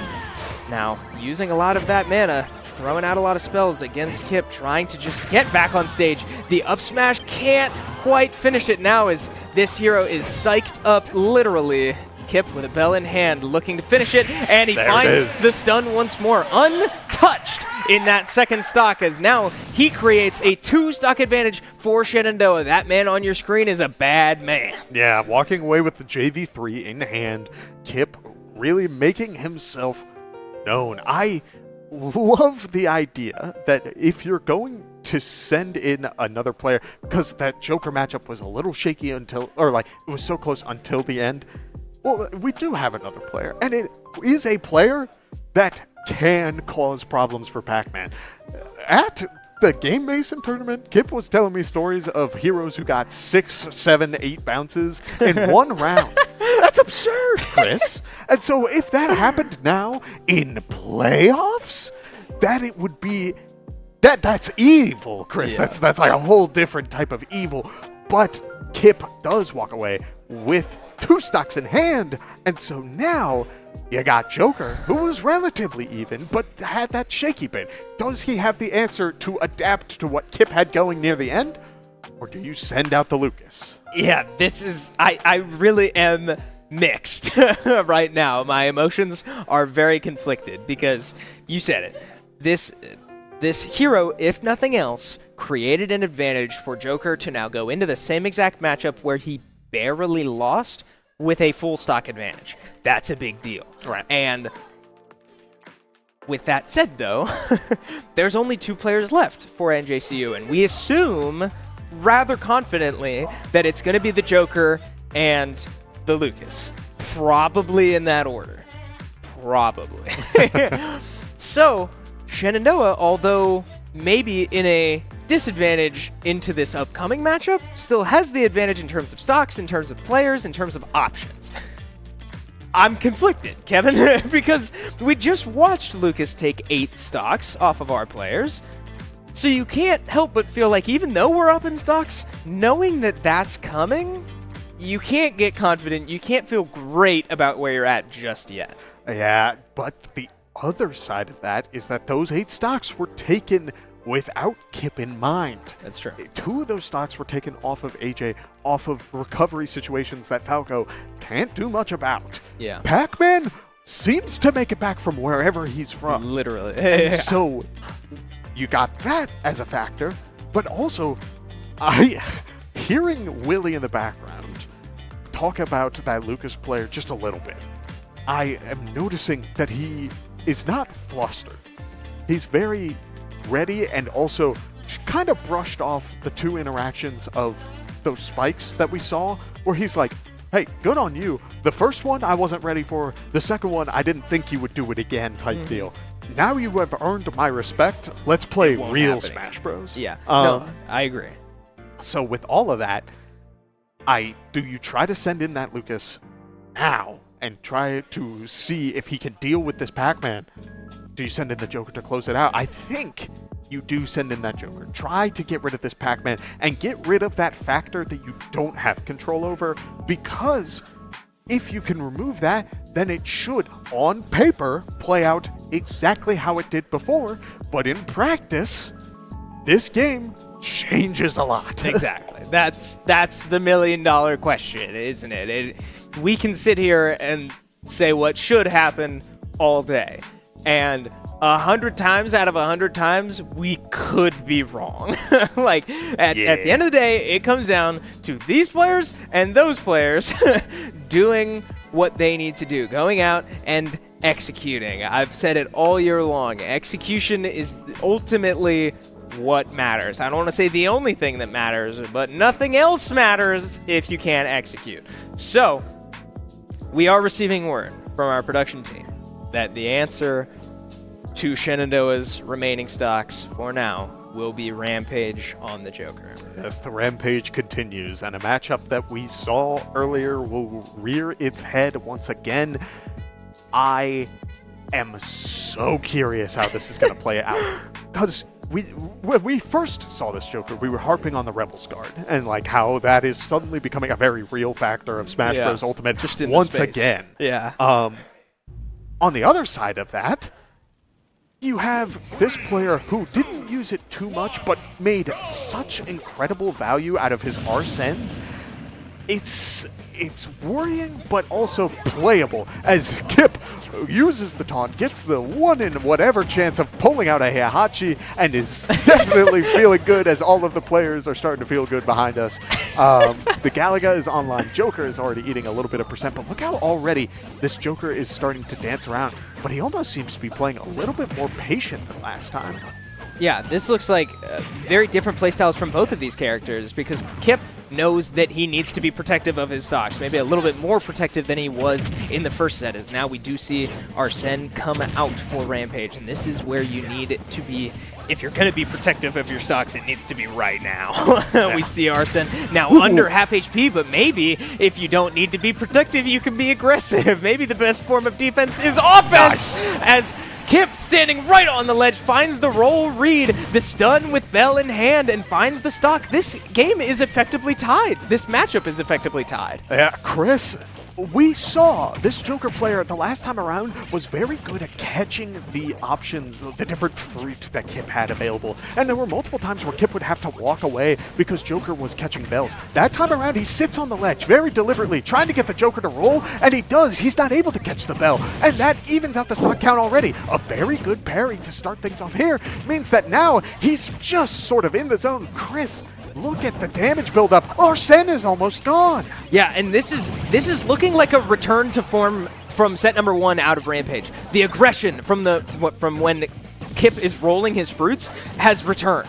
When Kip is rolling the fruits, the Joker runs straight at him, and it's bit him a couple times. I do think that Rampage is starting to feel a little bit of that pressure, because Kip has only taken 78% in the minute that we've been in this game, and that's scary compared to how set number 1 went. These two players were very evenly matched, but so far, Kip has been in full control. Now, looking to finish stock number 2 off this Joker, that could be a huge deal, as the Hydrant finds him in an uncomfortable situation. The back air will finish the job, and once again, Kip finding the advantage he needs. 90% might be able to take another one here, depending on how this goes. Now we do see Pac-Man making it back to the ledge again, and this is what I was worried about, Chris. I don't think it was not necessarily a patient game from this Joker because he was going in with the 3 stocks. I think it was also because he just saw his teammate, the hero, get truly a warm welcome from the Pac God himself, and it's just becoming so dangerous. Now this Joker is starting to lock in and realize, wait, I can't be afraid. I need to be in this Pac-Man's face, and is getting the value because of it. So now, as he makes it back, the trampoline in use, Kip is going to be able to get back onto the stage using the down air to create a little bit more space, as a Galaga is charged right now. Yeah, and a big trend I've noticed through both sets is how much Rampage likes to catch the projectiles from Kip. It's definitely something that you don't love to see if you are the Pac-Man player, right? That's about as uncomfortable as you can get, seeing somebody catch your bullet. But we've not seen it bite Kip too many times just yet, and the up smash won't land now 80%, and Arsene's still just a little ways away. Is not where you'd like to be if you are this Joker, but finding a grab now up to 160% as Kip forced to try to recover, still will find the trampoline, gets back onto stage. 160%. Arsene is very close to coming out, though, and that could be the difference. If he will come out, but he won't! The down tilt through the Hydrant, not enough, right into Kip's hands. Kip will 3-stock the Joker that he played so close set number 1, and now with 1 player remaining and 8 stocks ahead of him, NJCU will be forced to send out their last resort. Oh man, Chris, how does this happen? We see Kip truly find for the first time an opponent who is able to go blow for blow against him. So many times have we seen this Pac-Man take full cruise on his own, and this time around there's someone who is able to match it. It feels like a David Goliath situation. Both of them going back and forth, blow for blow, and yet, the second time around, Kip found his answer from the first time and runs away with it. The mental game at the start, the Joker playing way too safe, but then suddenly falling back on that aggressive side of things and getting called out again like he did with the apple. It works, yes, but you need to mix up your options. And this time around, it wasn't enough mix-up, and Kip walks away very happy. No, absolutely. And this team, okay, this set is not over, and it's frankly so far from over. There's a massive problem child still left to deal with. But I want to take a moment to appreciate what this team just went through. If facing elimination, right? If they lose this series, their NECC competition is over. Down 0-1 and losing the first matchup with 2 stocks remaining, right? Going into player number 2, down 11-9. Shenandoah is on a, let's see, 11 minus 3 is 8-1 run after that situation. I mean, we talked about having to sort of keep your mind cold, keeping your blood cold in moments like this. That's what's been on display so far. I could not be more proud that this team just put themselves in this situation now, but with all that said, none of it matters unless they can take care of the one player left in front of them. A Lucas player or a Steve player. Yeah. And this Whoa. is a dangerous factor of everything we have seen so far. This Lucas did phenomenal against 2 players that Shenandoah has left. But I don't know how that matchup works for Pac-Man. I don't either. If I do know that the Steve matchup does work better against Pac-Man, but I know a Yoshi and a Kazuya who have way too much experience against that character. The pressure is building on this anchor like crazy. Smash Bros is feeling it right now, and so it's on him to make this choice. You're locked in for the long haul. Who do you send to deal with these 3 beasts of players? Yeah, I don't know, because, okay, if you're Shenandoah, you have to think what we talked about in set number 1. Know your job and go out there and do your job. None of these players should feel like they are tasked with taking all 3 stocks off this Lucas. Any amount of damage you can deal, any amount of, or I shouldn't say damage you can deal, any amount of stocks you can take is worth diamonds in this situation, because we expect this Lucas to find his way through probably multiple players.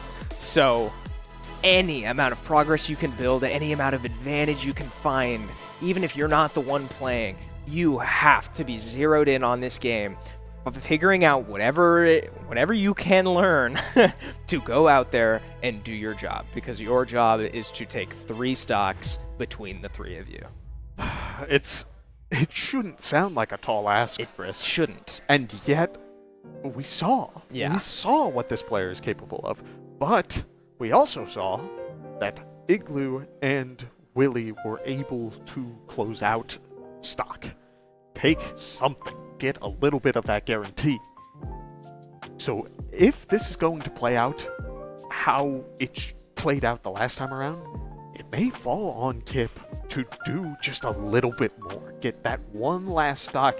It's such a tall order. It is no one's right to ask Kip to do that. And yet, if he can lock in and take 1, it all can fall back into Shenandoah's favor. I totally agree. I think the difference between going into player number 2, and I hate writing Kip off like this. Kip has a shot to go in there and take 3 stocks. I'm not ruling that out. But the difference between going into player number 3 for us, with this Lucas having 2 or 3 stocks, is monumental. That's a massive deal, and it like you said, it shouldn't be, but it is, and we cannot deny that. So the situation is laid out in front of us. The blueprint is there. Can Shenandoah go out and do it? We will find out. We are loading in as Smash Bros has entered the lobby. This Lucas makes his return to this crew battle series, taking 8 stocks his first time around and 8 stocks ahead of him. Shenandoah with their NECC season on the line. Can they take out Smash Bros, or will NJCU be moving on to face William and Mary? Yeah, so already starting things off, 2 PK fires is enough to take out a fire hydrant. Keep that in mind, as Kip is usually able to get setups going off of opponent's damage. So it will be a lot of dancing around what this hydrant has to offer, as well as these nairs. Both players getting a lot of value off of dancing around each other and clanking with the hydrant as well, making sure it's not getting nearly as much value, as already Kip is looking for the KO and is just getting that damage online. Yeah, and a little pattern I've noticed as well, too. This Lucas is landing the one PK fire onto the hydrant, and then both players are running toward the hydrant to get the next hit on it. And, I mean, that time, the Smash Bros. Opting to jump over it. A good little mix-up there as now Kip finds himself off stage. Here come those recovery moments that we talked a little bit about. Oh, wow! He goes down and takes the trampoline. That is something we hadn't considered. Lucas's recovery is very strong as well. He can go down and interrupt the trampoline momentum. What? He's traded with the bell, Chris. I mean, Lucas is already in an awkward spot, and now he's at 103. Kip is still a fresh stock in hand, and remember what we are asking of this player. If Kip can take one, the momentum feels very good for Shenandoah, so keep your eye on the percentages and making sure that either player can find that last hit. Yeah, as we see Kip trying to find his way in, eating the PK fires so far. Those PK freezes, one more offstage interaction here, not far enough down just yet. But again, those little down tilts as Kip finds his way back to stage there, almost 2-framed again. The down tilts are so scary, but Kip finds his way back once more, finding the ledge, getting the get-up attack off of the Lucas, and now he is back on stage, finds the grab in the back throw, and will take a stock. That is a big deal. So, Kip now only tasked with one thing. Whatever you can get, we'll take. Right. Kip up to 120%. This Lucas, 2 stocks remaining, zoning as well as he does, trying to just put this away, get the Pac-Man off your screen. Can he do it? We shall see. Yeah, and then we noticed that the game pace slows down a little bit. Kip didn't take the stock and then say, well, that's it, and go off. He's trying to get that extra value, as the Lucas is using the water of the fire hydrant to get a little bit more momentum going. The bell is online, and Kip is at 121. It won't take anything just yet, as he goes for a crazy setup that could have gotten massive damage for what all he is getting, as Lucas gets a little bit more damage going. He opts for the jump away off of the hit confirm, instead thinking it may not all connect, trying to create that space, goes for the PK fire, and that one will be enough, as Kip is knocked out, but Smash Bros. Has 2 stocks remaining. Okay, it's so hard to talk about an opposing player the way that we are talking about this Lucas.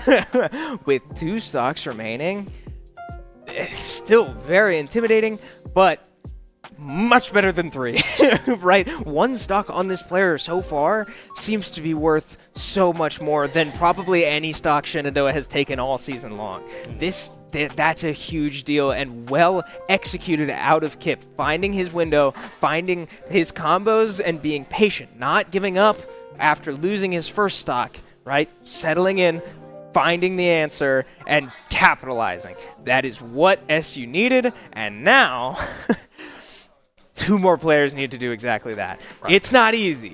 It will not be easy at all. 2 stocks remaining for this player feels like a mountain to climb, but feels just a little bit more doable than last time.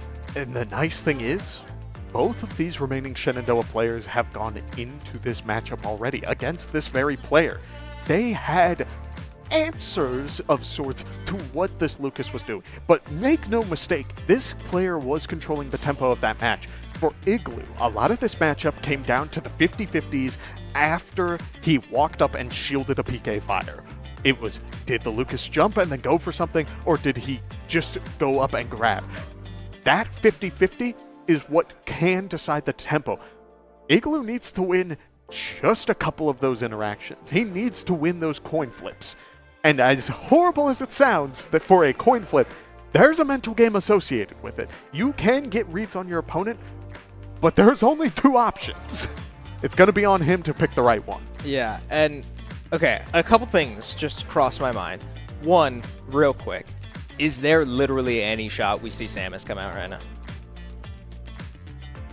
You could. Like, does that Does that make sense, though? Like, with the Yoshi double jump that we talked about, those interactions are going to matter a lot from the multi-hits out of this Lucas. I wouldn't like it just because the Samus or the Lucas reflector thing. I think each charge shot would heal like 50, right? Which is gross. Yeah. Can you imagine putting in all that work only for it to be taken away in an instant? That would be awful. So we will see the Yoshi this time around. Smash Bros. Going to take down one stock, and we're back on Kalos. Friendly reminder, the last time we saw this player on this stage, we saw some really funky setups. And so I'm a little worried with how this may play out, but Igloo already taking the aggression. Yeah, you have to be conscious of getting too close to the ledge, because that is what we saw bite Willie twice in the first set. So Igloo tasked once more with getting just whatever you can off this player, right? SU still has the stock advantage, and you need to be conscious of that as the PK freeze almost lands. The spike will land from Igloo as he's racking up some serious percent. The tempo set from the first set, the tempo set by this Lucas the last time these two players went up against each other, we have not seen just yet. I mean, Igloo is commanding this matchup so far. What am I seeing? Chris, this Lucas feels different because he's playing a little bit closer to this Yoshi than we saw in the past. There's that double jump coming into play, able to get out of the little bit of down tilt to forward tilt setup this Lucas usually goes for. Still eating the percent, yes, but nothing more. Not taking the stock back, not going to lose that stock. And so Igloo is going to eat a forward air, and that does mean that he will lose that stock. But this Lucas is at 113%. Yeah, if Igloo is able to take the stock, I suddenly feel like a lot better about what we're watching, because this, again, feels, I mean, you said it, like a different player. This has been very interesting to watch so far, but now we are seeing a bit more of a return to form as Igloo is able to recover from that one. 134% on this Lucas as he catches a back air. You got to be careful of that one, as now Igloo almost finds another back air. It will be shielded, and now have to be careful getting that close to the ledge. We know what this player is capable of in situations like that. Yeah, here comes the PK freeze. Igloo opting to go high, is able to get back onto center stage, which means that now no interaction would be able to close it out unless we see some real crazy setup come out from this Lucas. But a good up air means that Smash Bros. Loses another stock, and Igloo is keeping up relatively well with this player. Yeah, now Igloo has a serious shot to put this away. I mean, like, I hate to, put that on Igloo because you do have another player in reserve, but now you have nothing to lose, right? The only thing to get done, no matter how much percentage you rack up, if you lose these two stocks, it will not matter. As he is able to find an interaction. No way! He is able to make it back! What in the world, Chris?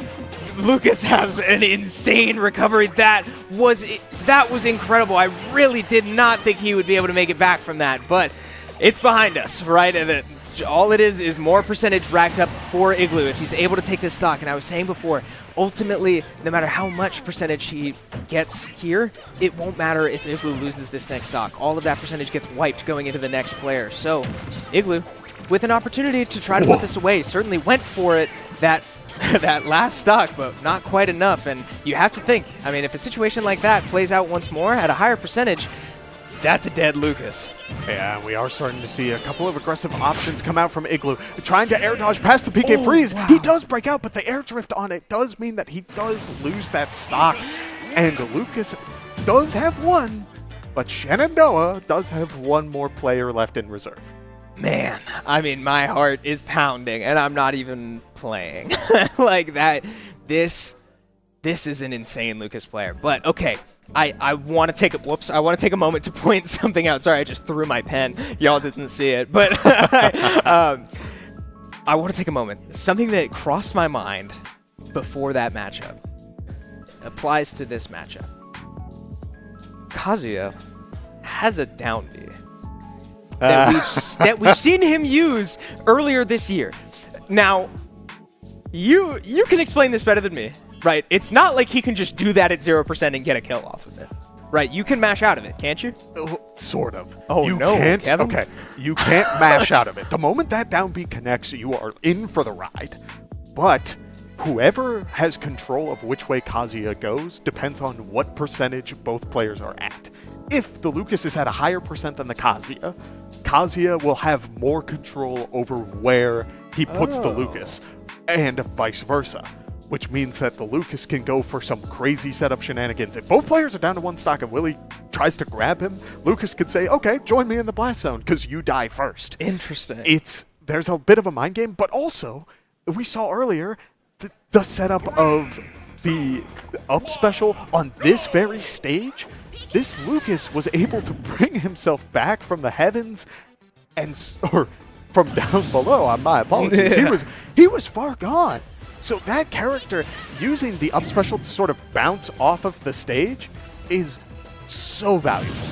Yeah, I mean, I don't know. It'll be something to keep an eye out for, but now 1 player remaining for both of these schools. Ruh-roh. Willie finds his first grab. 3 stocks on this Kazuya, 1 stock ahead of him.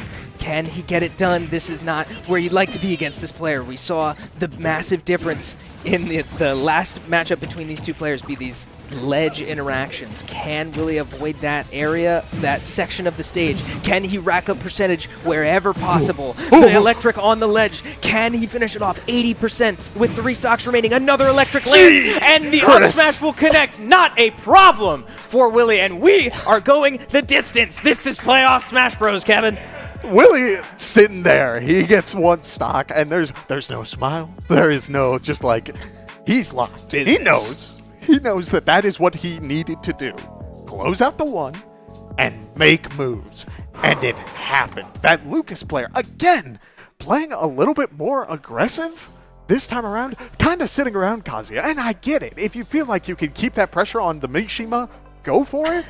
But this time around, you had 1 stock, and that character takes stock so fast when you're in that range. So while he was getting good damage, 1 good electric, Chris, and it falls into the Mishima. Man, I mean, that is very encouraging if you are a Shenandoah fan, too, because Lucas did not even really have an opportunity to breathe against Willie in that setup. So you have to think, in future situations, if Shenandoah can't build the massive advantage that they built going into that, Lucas, you have to feel a little bit better about Willie's odds should he need to go in and take more than 1 stock.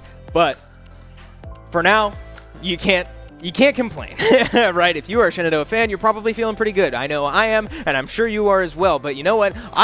You need, and probably all of us need, after watching the amount of Smash Bros. We just watched, is a break. So we are going to take a quick breather here. Do not go anywhere. Go grab a drink. Go grab a snack. Take a moment. Regain. Players are doing it behind us. We have 1 more set to determine who will advance in the Chesapeake playoffs. So don't go anywhere. We will be right back.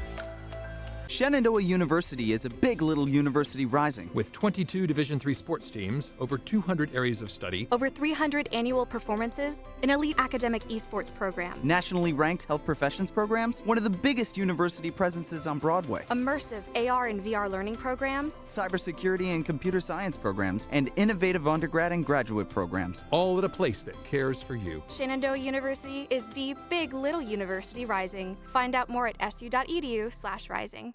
We have the Esports Arena right here on campus in Winchester, Virginia, and this facility acts as the hub for all esports activity at Shenandoah University. Students are able to use this space not just for competition and practices, but also as a living learning community and a sandbox for them to come and explore and practice and try out things related to and through esports in the gaming industry so that they're getting that hands-on learning and the skills necessary to help them find a career by the time they graduate. We also have the professional level broadcast production booth where we do all of our broadcasting and production, from casting of our games that we play right here on campus to working with outside entities to record footage for them as well. In addition to the space that we have here in the Esports Arena is the Esports War Room. Our students get to use that space for studying, but also outside projects. So our students get to use this space for professional development and the academic side of our esports program, which is such a critical component to go with that competitive element that we have. So we combine all of our facilities at Shenandoah University with competition, community, and career preparation. We have over 250 days of programming, and there's something for everybody, and we want you to be part of it.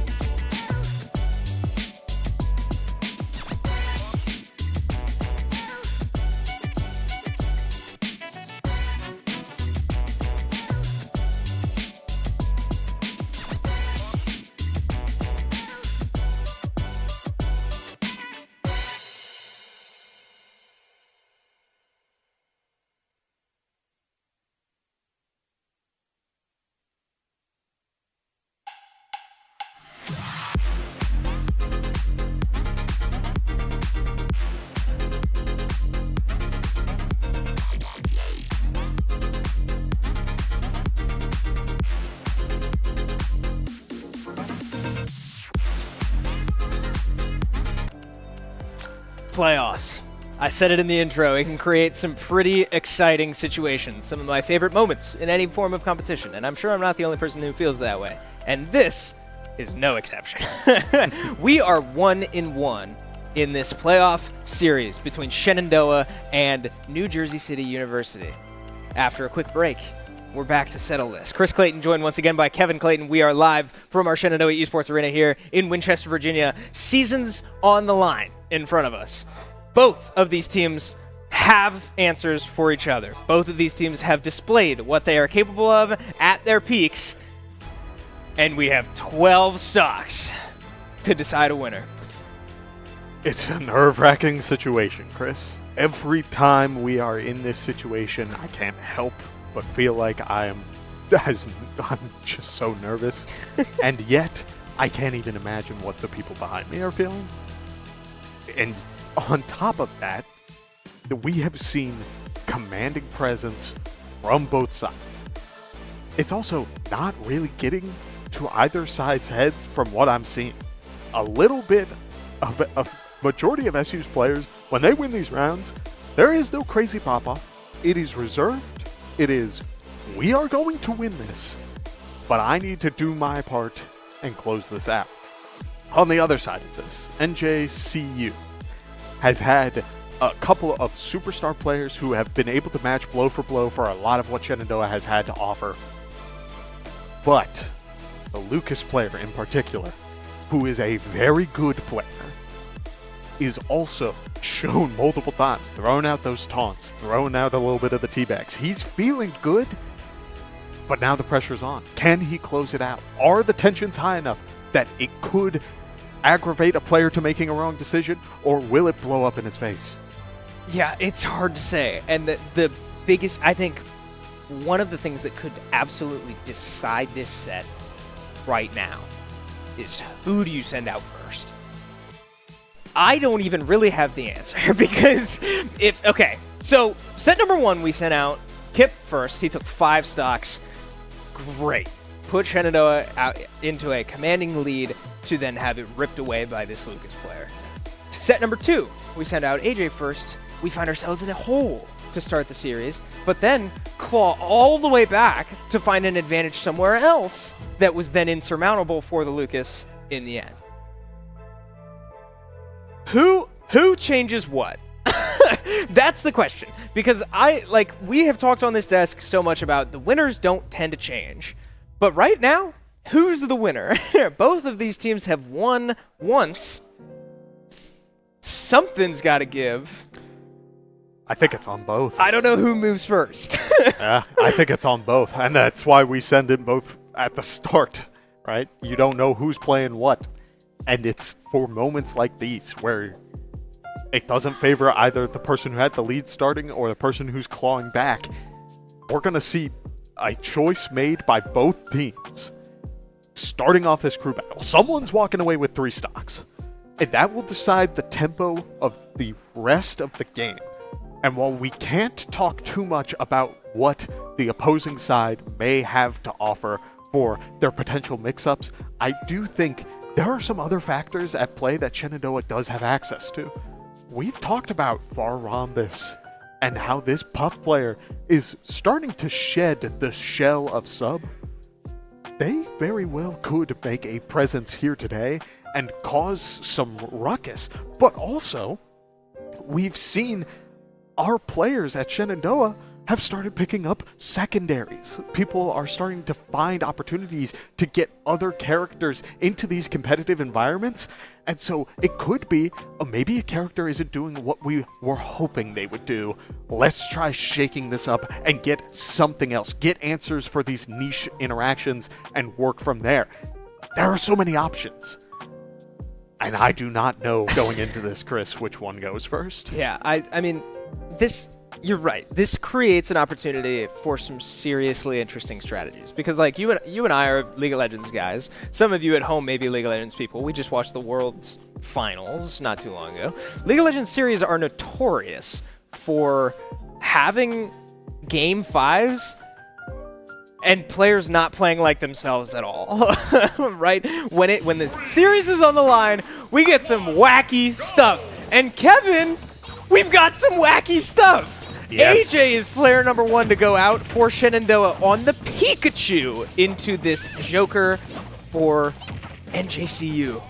Yeah, and Pikachu is definitely the kind of character that can really shake up the formula. A small character with great combo potential, but can lose these stocks early. So it's going to be on AJ to get a little bit of control early on. Already the small factor coming into play, using that size to dash under the side special from Joker, as Joker is building up a little bit of Arsene meter, but this Pikachu is getting the momentum going. Yeah, we've seen the Rebels Guard come out one time already, so that'll be something to keep an eye out for as we keep an eye on the Arsene meter, but Arsene is out, so that will mean that those back airs are insanely strong. AJ unable to recover from that one, and now Arsene showing why that makes this character so strong. And we now wait for Arsene to go away, as AJ will be forced to try to find a way back in, try to rebound from that. Only 50% on this Joker. He's probably feeling pretty good about his odds so far. Yeah, this Joker player is looking very comfortable to start things off. AJ's Pikachu getting a little bit more damage going and is now getting, again, just a little bit of combo potential. You're trying to use the Thunder Jolt to get an approach going, but the Joker doing a good job of shielding and then grabbing to continue that momentum in their favor, as AJ is trying to use that up special to dash past the Joker, but this time around, this Joker is doing a good job of responding to it. Yeah, Joker's been all over the options for AJ, unable to make it back to stage in any way he can come up with, as he's catching those forward tilts, making his way back to the ledge now, and looking to try to reverse this into a stock the other direction, but the dash attack will catch AJ right off stage. The down air won't quite connect, but if Pikachu's got anything, it's a really good recovery. That up B can be a pain to deal with, but it's looking like AJ's struggling to really string these combos together. He might not be too comfortable with what percentages these work at, because these combos are just sort of falling apart. The drag down up air will result in another stock for Rampages. Now he looks to potentially put this away with a 3 stock if he's able to take one more off AJ.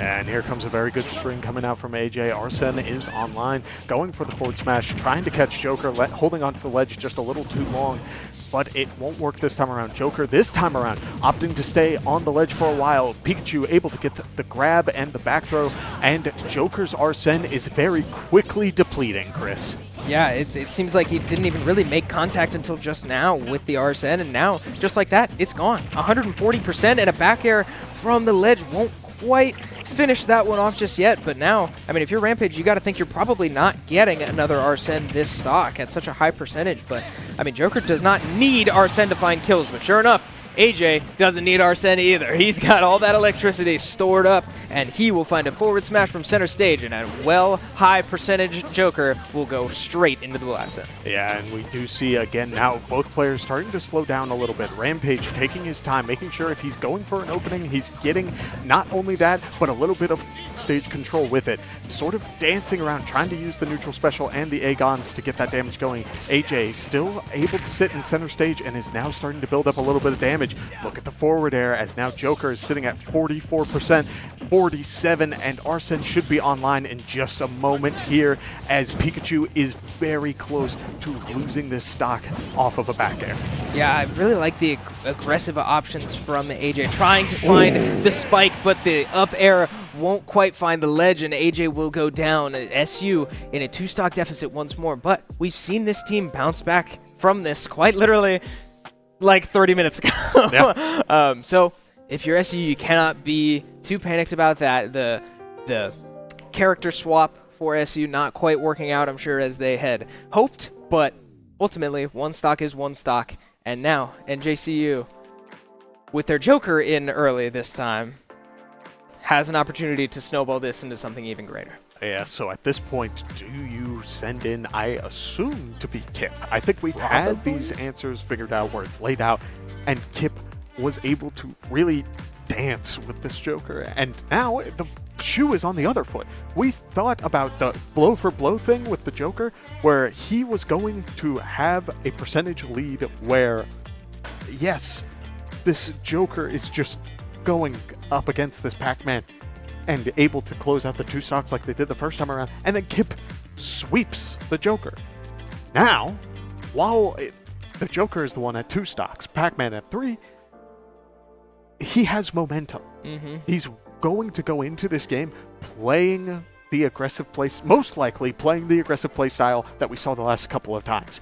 Kip had those answers to deal with it, but that is when this matchup was the closest.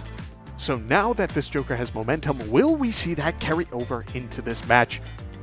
We will see.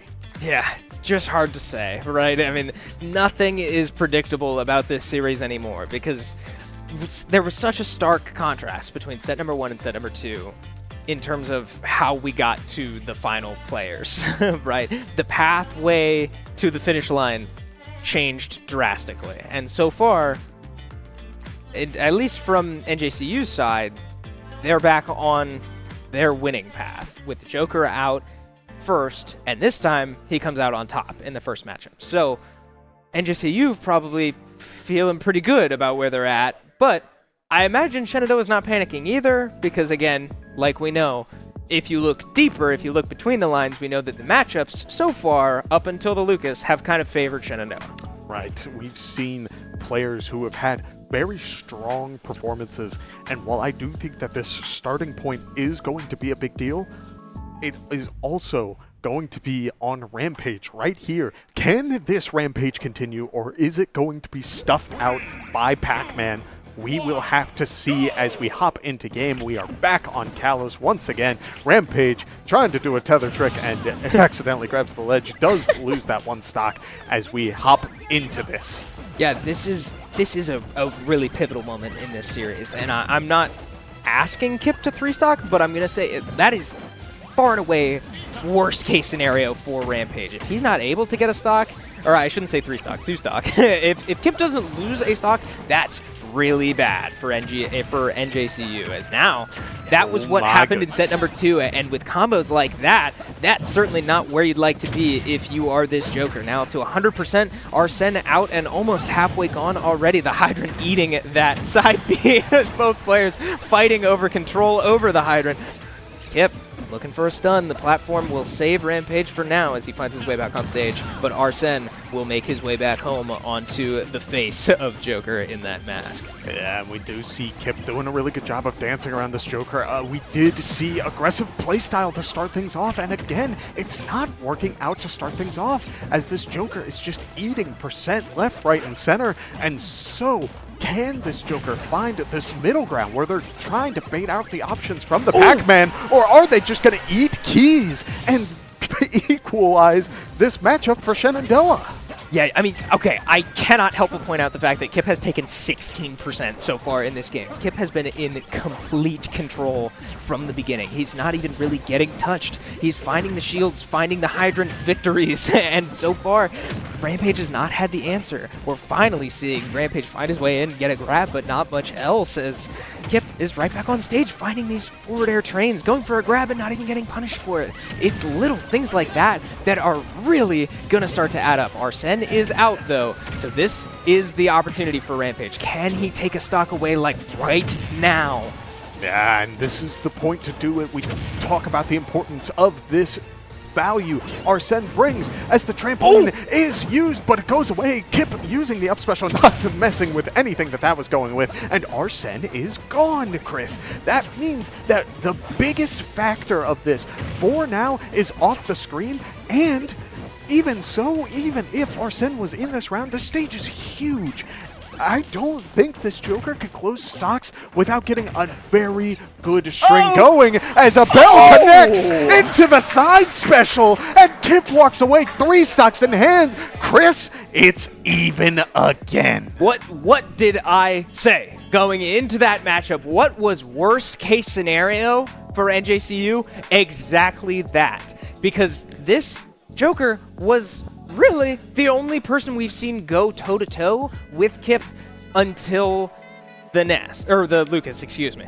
So, with 2 players still left as cushioning between now and Lucas, and Kip with 3 stocks, that is a massive deal for Shenandoah. Yes, and so you have this moment where you say, who do you send in against this Pac-Man? Do you send in the Aegis? Well, that didn't go great. Do you send in this hero player?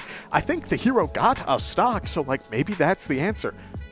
what I think is probably the hardest call out, the most aggressive decision you can make to try and bring this back out is you send in the Lucas. Try to blow for blow Pac-Man and Lucas, where Lucas took 3 stocks off of this Pac-Man, or 2 stocks off of this Pac-Man, excuse me, and was able to only lose 1.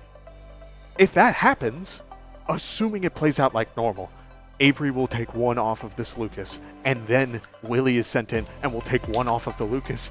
But that means it would be on Willie to try and close out this crew battle instead of the other way around. And that's an aggressive call out, but I do think that is a very real possibility of saying of making the hard call that you are the better team going into this.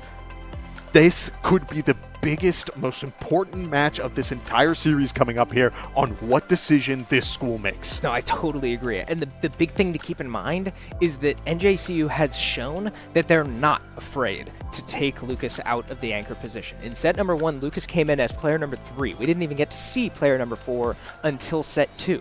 So I agree. I frankly think it is the best decision for NJCU right now to do exactly what you said. Put the pressure on Shenandoah. You know what's coming, right? We just watched the blueprint last set, okay? We know that that's probably going to make its way down again if we keep everything the same. So if you're NJCU, that did not work out at all. That left Willie with 3 stocks in the end. So I think you're absolutely right. I think it makes so much more sense to send in Lucas right now and have him go as far as possible and put the pressure on SU. Can you outlast us instead of making me outlast you? We are getting word from our production that that is exactly what is happening. Yes, as we talk about this, I do see another opportunity. Keep in mind, when going into this game, we've seen it where we expect a Shenandoah 1 stock off of this Lucas player, right? That's what you want. But Kip only had 2 stocks the last time around. He got a lot of percentage buildup on those 2 stocks as well as the 1. It could be that this Lucas does lose more, and it may have made more sense to send in that hero. We will have to see as this plays out who walks away taking the stocks that they need. It's a team game. It will come down to which team has the better synergy going into this. Yeah, and if you're watching from home and you've got this on a side monitor or something, you're half paying attention, now is the time to be watching what's happening, as I can't explain what just happened there, but I mean, this is a massive moment in this series. Both of these players with 3 stocks going up against each other this early is going to be something to witness, and this will absolutely, I think the result of this matchup could very well dictate the rest of the set going forward, as both of these players now look to clash with each other, and every single moment, every little interaction is going to matter more than it's mattered ever before.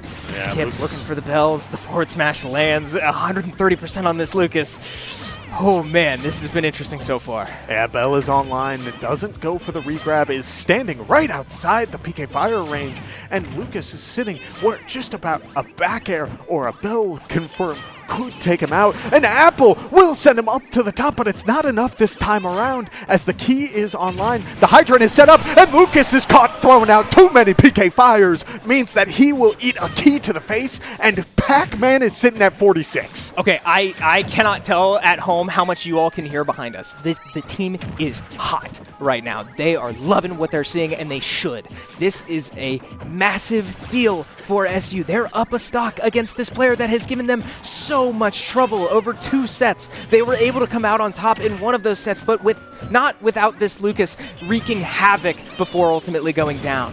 This is something we haven't seen before. This Lucas down in stocks in an even matchup. Kip now up to a 95% and still finding combos, finding hits. Again, every little interaction is going to matter so much the longer this goes on. And this Lucas is taking damage. He'll launch himself off stage. I don't even know how that happened. The up he caught on the wrong side of the Lucas, and he launches himself so far off stage he can't get back, and Lucas has 1 stock left. Chris, We have seen this Lucas play incredibly aggressive, knowing little interactions, niche little things that have worked so well in his favor. And this time around, the one time he uses a move that has worked so well in his advantage, it backfires. It is falling into Kip's hands, and he is off stage. Bell re-grabbed, and he can still make it back at the moment using the trampoline, trying to bait out the Lucas. He gets back on, but the up air will be able to close that stock. Lucas is at 68%. This is such a different game than what we have seen from this Lucas every single time. He plays so aggressive. He plays on not only this game, but the mental of the players. And this time around, he is doing nothing but playing this game. He's not trying to get fancy with it, just going for what he can get guaranteed, as Pac-Man does have to go low, does get the up special to connect. Lucas opting to get back onto the stage, but the move has just enough end lag for him to grab the shield, means that now Kip is back on stage. Okay, and again, you have to realize that there's a player, there's a human behind that controller. That player has more pressure on them than they've probably had in a really long time. They have found themselves in a real uncomfortable situation, forced with clutching up for the rest of your team, performing with your season on the line, 1 stock left and 125% with Kip still having 2 stocks to work with. This is not at all where he'd like to be, trying to find the cheeky projectile with the high apple. The apple lands. It won't quite finish. An early pop-up there from Kip. The second apple gets it done. Look at the reaction from the team. 2 apples is the answer. Not recommended by your doctors, but Kip finishing the Lucas off. 2 players remain for NJCU, but you have to recognize how significant that is in the length of this series. I cannot believe it, Chris.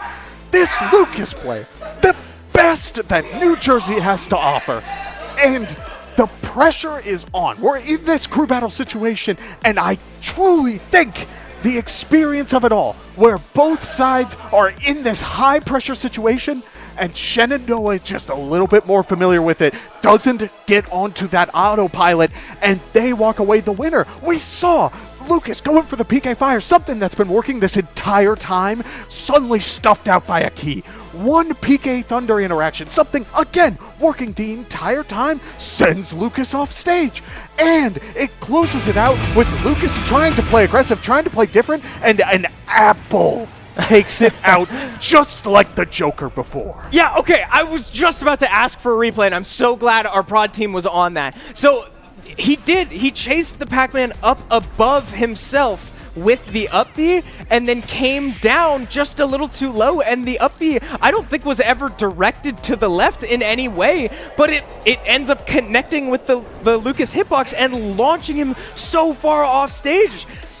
That was a massive moment, and then the apple to finish the job. Kip still has 2 stocks. Yes. He only lost 1 stock in that entire game.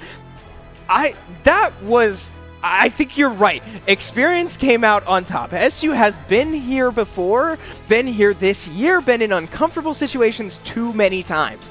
But they know what it takes to get out of it, and sure enough, oh man, 8 stocks remaining, a 2-stock lead with 2 players remaining for New Jersey City. Wow. And you have to sit there. If you are NJCU right now, you're sitting there wondering what you could have done differently. And to be honest, I love the aggressive call out. I do too. Do think there is a way that matchup plays out, and you take it all. You make that hard call out, put it all out there. But this time around, it didn't pay off. Maybe you send in the hero. You can only say, maybe this should have been the answer. But right now, it is looking very good for Shenandoah as Kip takes his 1 stock down, and Kashira's Pyramithra is back on the stage. Yeah, if you just joined us after that last matchup, you might think that this series is over. It is not. It is not at all. Shenandoah still has 2 players to get through. So we cannot write this off yet. NJCU is absolutely still in this series. As long as they have a stock, they are a threat. So with 2 players and 8 stocks in their way, NJCU with their season on the line and their best player now down and out, how do you respond?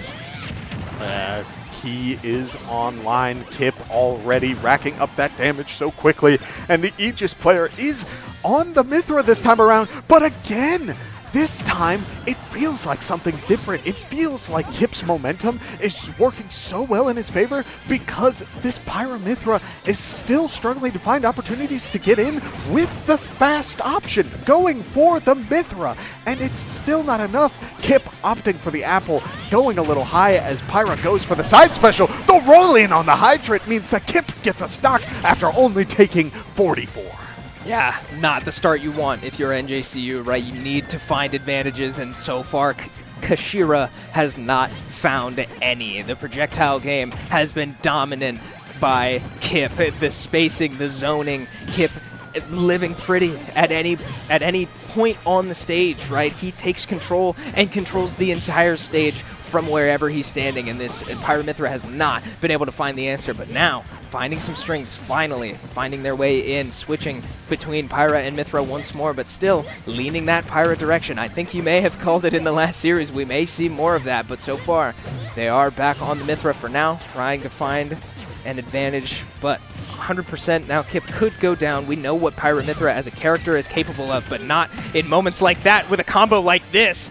Man, so much damage, but will find a forward smash the other direction. Yeah, and now at this point, I am expecting to see more of that Pyra, because just about anything should KO this Pac-Man at this point. Pyra getting aggressive with these up specials is able to catch the Pac-Man up B, a remnant of what we saw the last time around. Because that Lucas was going off stage, Kip has felt the pressure to recover just a little higher. Well, this time around, he's caught for it. I wouldn't be surprised if we do see him opt to go a little bit lower on these recoveries going forward, but the trampoline went away!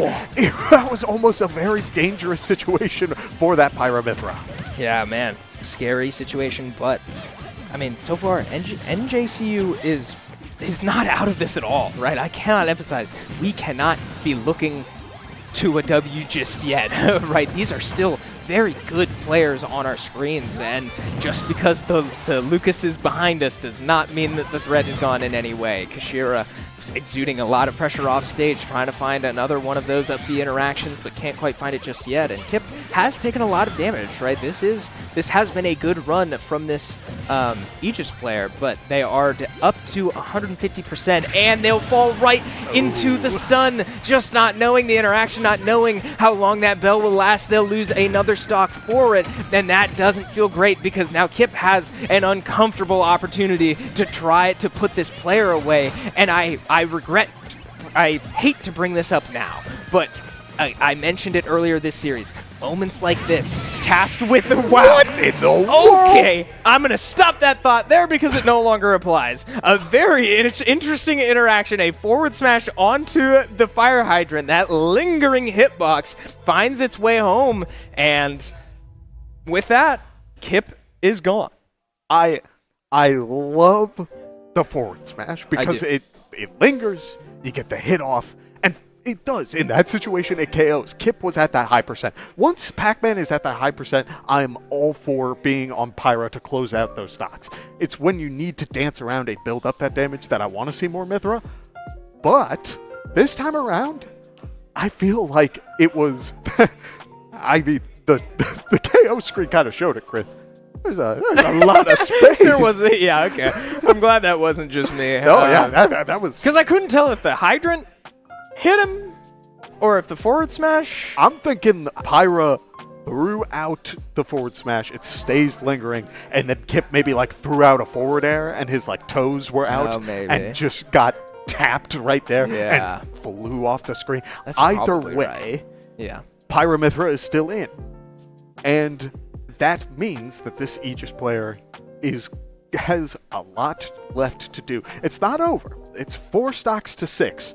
But those 6 stocks are up against 2 of Shenandoah's strongest players who, while we haven't gotten to see too much out of them, it is very important to acknowledge. Yeah, we do have the replay of that last stock here on your screen. Kind of like the up air lingering feet back a little bit. And then Pac-Man was caught on the spot. Interesting. Ooh, wait. Okay. Hold, Chris. Kazuya Mishima is on There's screen. A scary demon man in front of us. Yes. The Willy has entered instead of Igloo, which means he may be looking to just try and close things out.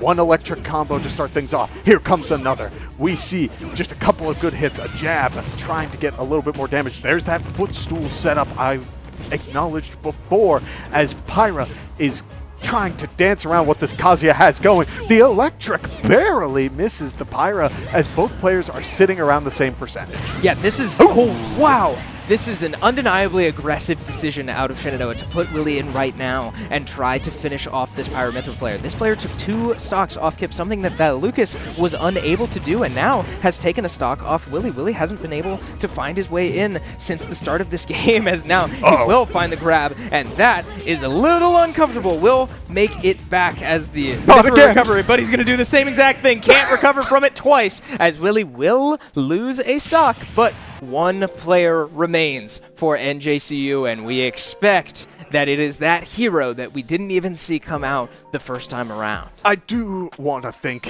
that Kazuya was sent in because you can deal... I feel like Kazuya deals with a sortie better than he does with someone who's trying to zone. And Hero has both of those going for him. So I appreciate the idea of sending Kazuya in now and just trying to get whatever guaranteed value he's got, because we've also seen that Igloo's performance is relatively consistent. He can really force an option out of the opponent and should be able to close this if needed. But also, we're talking Kazuya Mishima. I need to talk for a moment about the move that we just saw. That grab move where Pyramithra gets sent at that weird angle. It's disgusting. It's a bad angle. Because let's put this into perspective, right? Let's say they were on Pyra. You have your double jump and an up B that goes straight up and then straight down. Where does that move send you? About, on the clock face, it sends you at about a 5. It is crazy. Yeah, and it's rare. It's not something that really, I don't want to say any other character, but like not many characters at all have any move that sends you at that angle. Right. Because Smash Bros. As a game is sort of recoveries as a fundamental are based around the idea that you get launched and you have time to fall, and you can either, you can recover high to make your way back, you can fall low and then come up and grab the ledge.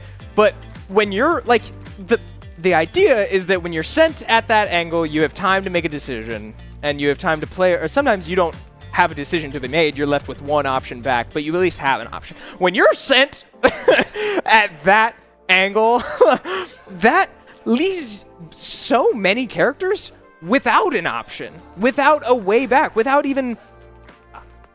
literally, like, it's impossible. And that's why we saw the Mithra just go and launch herself off into the blast zone, because she knew there's no way to get back from that angle. Right. The first time around, I do want to give kudos, because a lot of players in that situation are like, oh, I need to jump, I need to up B and all that stuff. And they did the right option. They jumped, and then they swapped between Pyra and Mithra because Willie was shooting that Kazuya laser. Yeah. So many people get thrown at that angle or get launched off stage, and then will immediately jump and will just eat a laser to the face. And then you're absolutely dead. Right. Every time. Doesn't even matter. So with all of that being said, we should be hopping into game shortly. Hero player left on the line needs to take 5 stocks off of Shenandoah's roster, and 2 of these stocks are up against a scary demon, man, Chris. I would argue the scary demon, man. This Willie has found an uncomfortable amount of success on this roster, and especially in moments like this. It's not often that we see him come out before the last player, but it's certainly often that we see him need to be the closer for Shenandoah, and sure enough, he will look to do that now. Series, playoffs, season on the line, long combo on the platform, looking for more. He will fall out of that one as Hero buys himself a little bit of time, but he will get stunned right back on the platform, gets right back onto the platform, 1 stock down, 2 more to go. This is playoffs. The loser of this goes home. Shenandoah looking to move on with 2 more stocks ahead of them. Can Willie do it? He's looking hot right now, Kevin. He's looking for the grab. There it is. One electric into a couple of quick jabs. Will he be able to find the combo setup? He will not this time around, as the rage is knocking Hero just a little bit too far away, but he also has his kill button online, Chris. This rage art could KO the Mishima or the Hero if needed. It won't be used on this down B because he did the aerial version, but a couple of lasers means that Hero is in an awkward spot and is at the percentage where Willie may be able to close it with a good rage art hit. Yeah, this is where that kill button is a kill button. What? I don't even know what we just saw there. That was a kaboom, Chris. The Hero got up and then top-decked their menu and managed to get the option that they needed. Willie able to close that stock. Here comes the grab. One hit. Goes for another grab. Goes for another electric. Here comes it. Another quick grab. Here's an electric. It goes for another. Gets the setup going. Hero is at 130, Chris, off of one good grab combo. Dude, this character has caused issues for so many schools. This is nothing new. Shenandoah with this incredible Kazuya player looking to finish the job now. The smash attack won't land. There's that angle we're talking about. There and it Shenandoah will advance. Reverse sweeping NJCU 2-1 in the series to advance in the Chesapeake playoffs of NECC. Every time, Chris, every time I see Kazuya Mishima, I'm like, what do we do? This crew battle was so tense, leading up to what we saw before, where we suddenly saw two lights for both teams that needed respect from the opposing sides. The Lucas and the Pac-Man needed so much respect. And then once those factors were taken out, we've talked about it, you need answers for not only a Pac-Man, but Kazuya Mishima. That's a lot to ask for. It is. It will always be a lot to ask for. And as good as Willie is, as much as we tout Willie as probably the best player on this roster, I think it needs to be said that if we're giving out MVPs, and we're not, but if we were, it needs to go to Kip. Because that performance against Mr. Smash Bros. Himself on the Lucas completely dictated the rest of the series. I mean, that was the moment. If we're looking back at all of this, that was it. It was an aggressive decision. Both of us agree that I think I like that choice. We outlined pros and cons, sure, but ultimately, it's a decision that needs to be made by the people in that room. They made a decision, and Kip snuffed it out. That was incredible to watch. And every time you're in that sort of situation, you need to have faith. Those sorts of decisions aren't made on, well, the statistical probability of this. No. If you are going to make an aggressive call out and say, hey, we need to send this in now and snuff out this light from the other team, it's an aggressive call, and you need to have faith in your team to do it. This time around, you made the aggressive call, and it did not pay off, but I am positive that they will make that call again in the future, and it will pay in dividends. Oh, I totally agree. And, you know, with the bracket now, like, we know that Shenandoah will now advance to play the 1 seed in William & Mary. The matchup we just watched was the 4 seed against the 5 seed. Doesn't get closer than that. But you have to feel good about the fact that Shenandoah did just claw out of a serious deficit and find their way into a win, right? It's one thing to claw back, it's another thing to finish the job. Shenandoah did just showcase what they're capable of, and William & Mary is a familiar opponent. Oh yeah, because we're dealing with an opponent that this roster has already run into and has tried to find these answers for. It does feel worrying when you have one player that you need to fall back on. This is a powerful roster that Shenandoah has going. We have 4 superstar players who are willing to bring it all and try to bring that momentum forward. I just worry now going into this. Are these niche matchups going to take place? Is the opponent going to start scouting? I think that first round loss was the opponent making very deliberate choices on who Shenandoah had in their reserve. Now the chess game of these decisions is getting real. Yeah, it's very real, and we are in playoffs, baby. I mean, it does not get much more exciting, much more intense than this, but that will do it for us out here on the desk. So thank you so much for watching. Be sure to drop us a follow on whatever platform you're watching on right now so you don't miss out on any future action here at Shenandoah. Also, we have another playoff matchup coming up from this Smash Bros. Team on Thursday. So they will be competing in their NECC Varsity Premier competition against University of North Carolina, Greensboro. So do not miss out on that. But for Chris and Kevin, hey, be a friend, tell a friend something nice. It might change their life. We have Ben standing by with the player of the series. Ben, take it away. Thank you very much, Chris and Kevin. I am joined by Kyle Dexter, a.k.a. Kip. How are we feeling after that series? Honestly, amazing. That Game 3 momentum shift changed everything. Yeah, I mean, it was an unbelievable series, right? Very close in that first set, that Lucas causing some problems. What was the mentality for you knowing that you're going to be going into that Lucas in that third set? I was actually feeling a little confident because from what we've gathered from the first two games, they did not want to send in the Lucas if we had to because we played them last year and I also beat the Lucas then. So they didn't want to throw in the Lucas versus me. Hopefully, they were hoping that the rest of their team would just take care of me and then they would just take care of the rest of the team.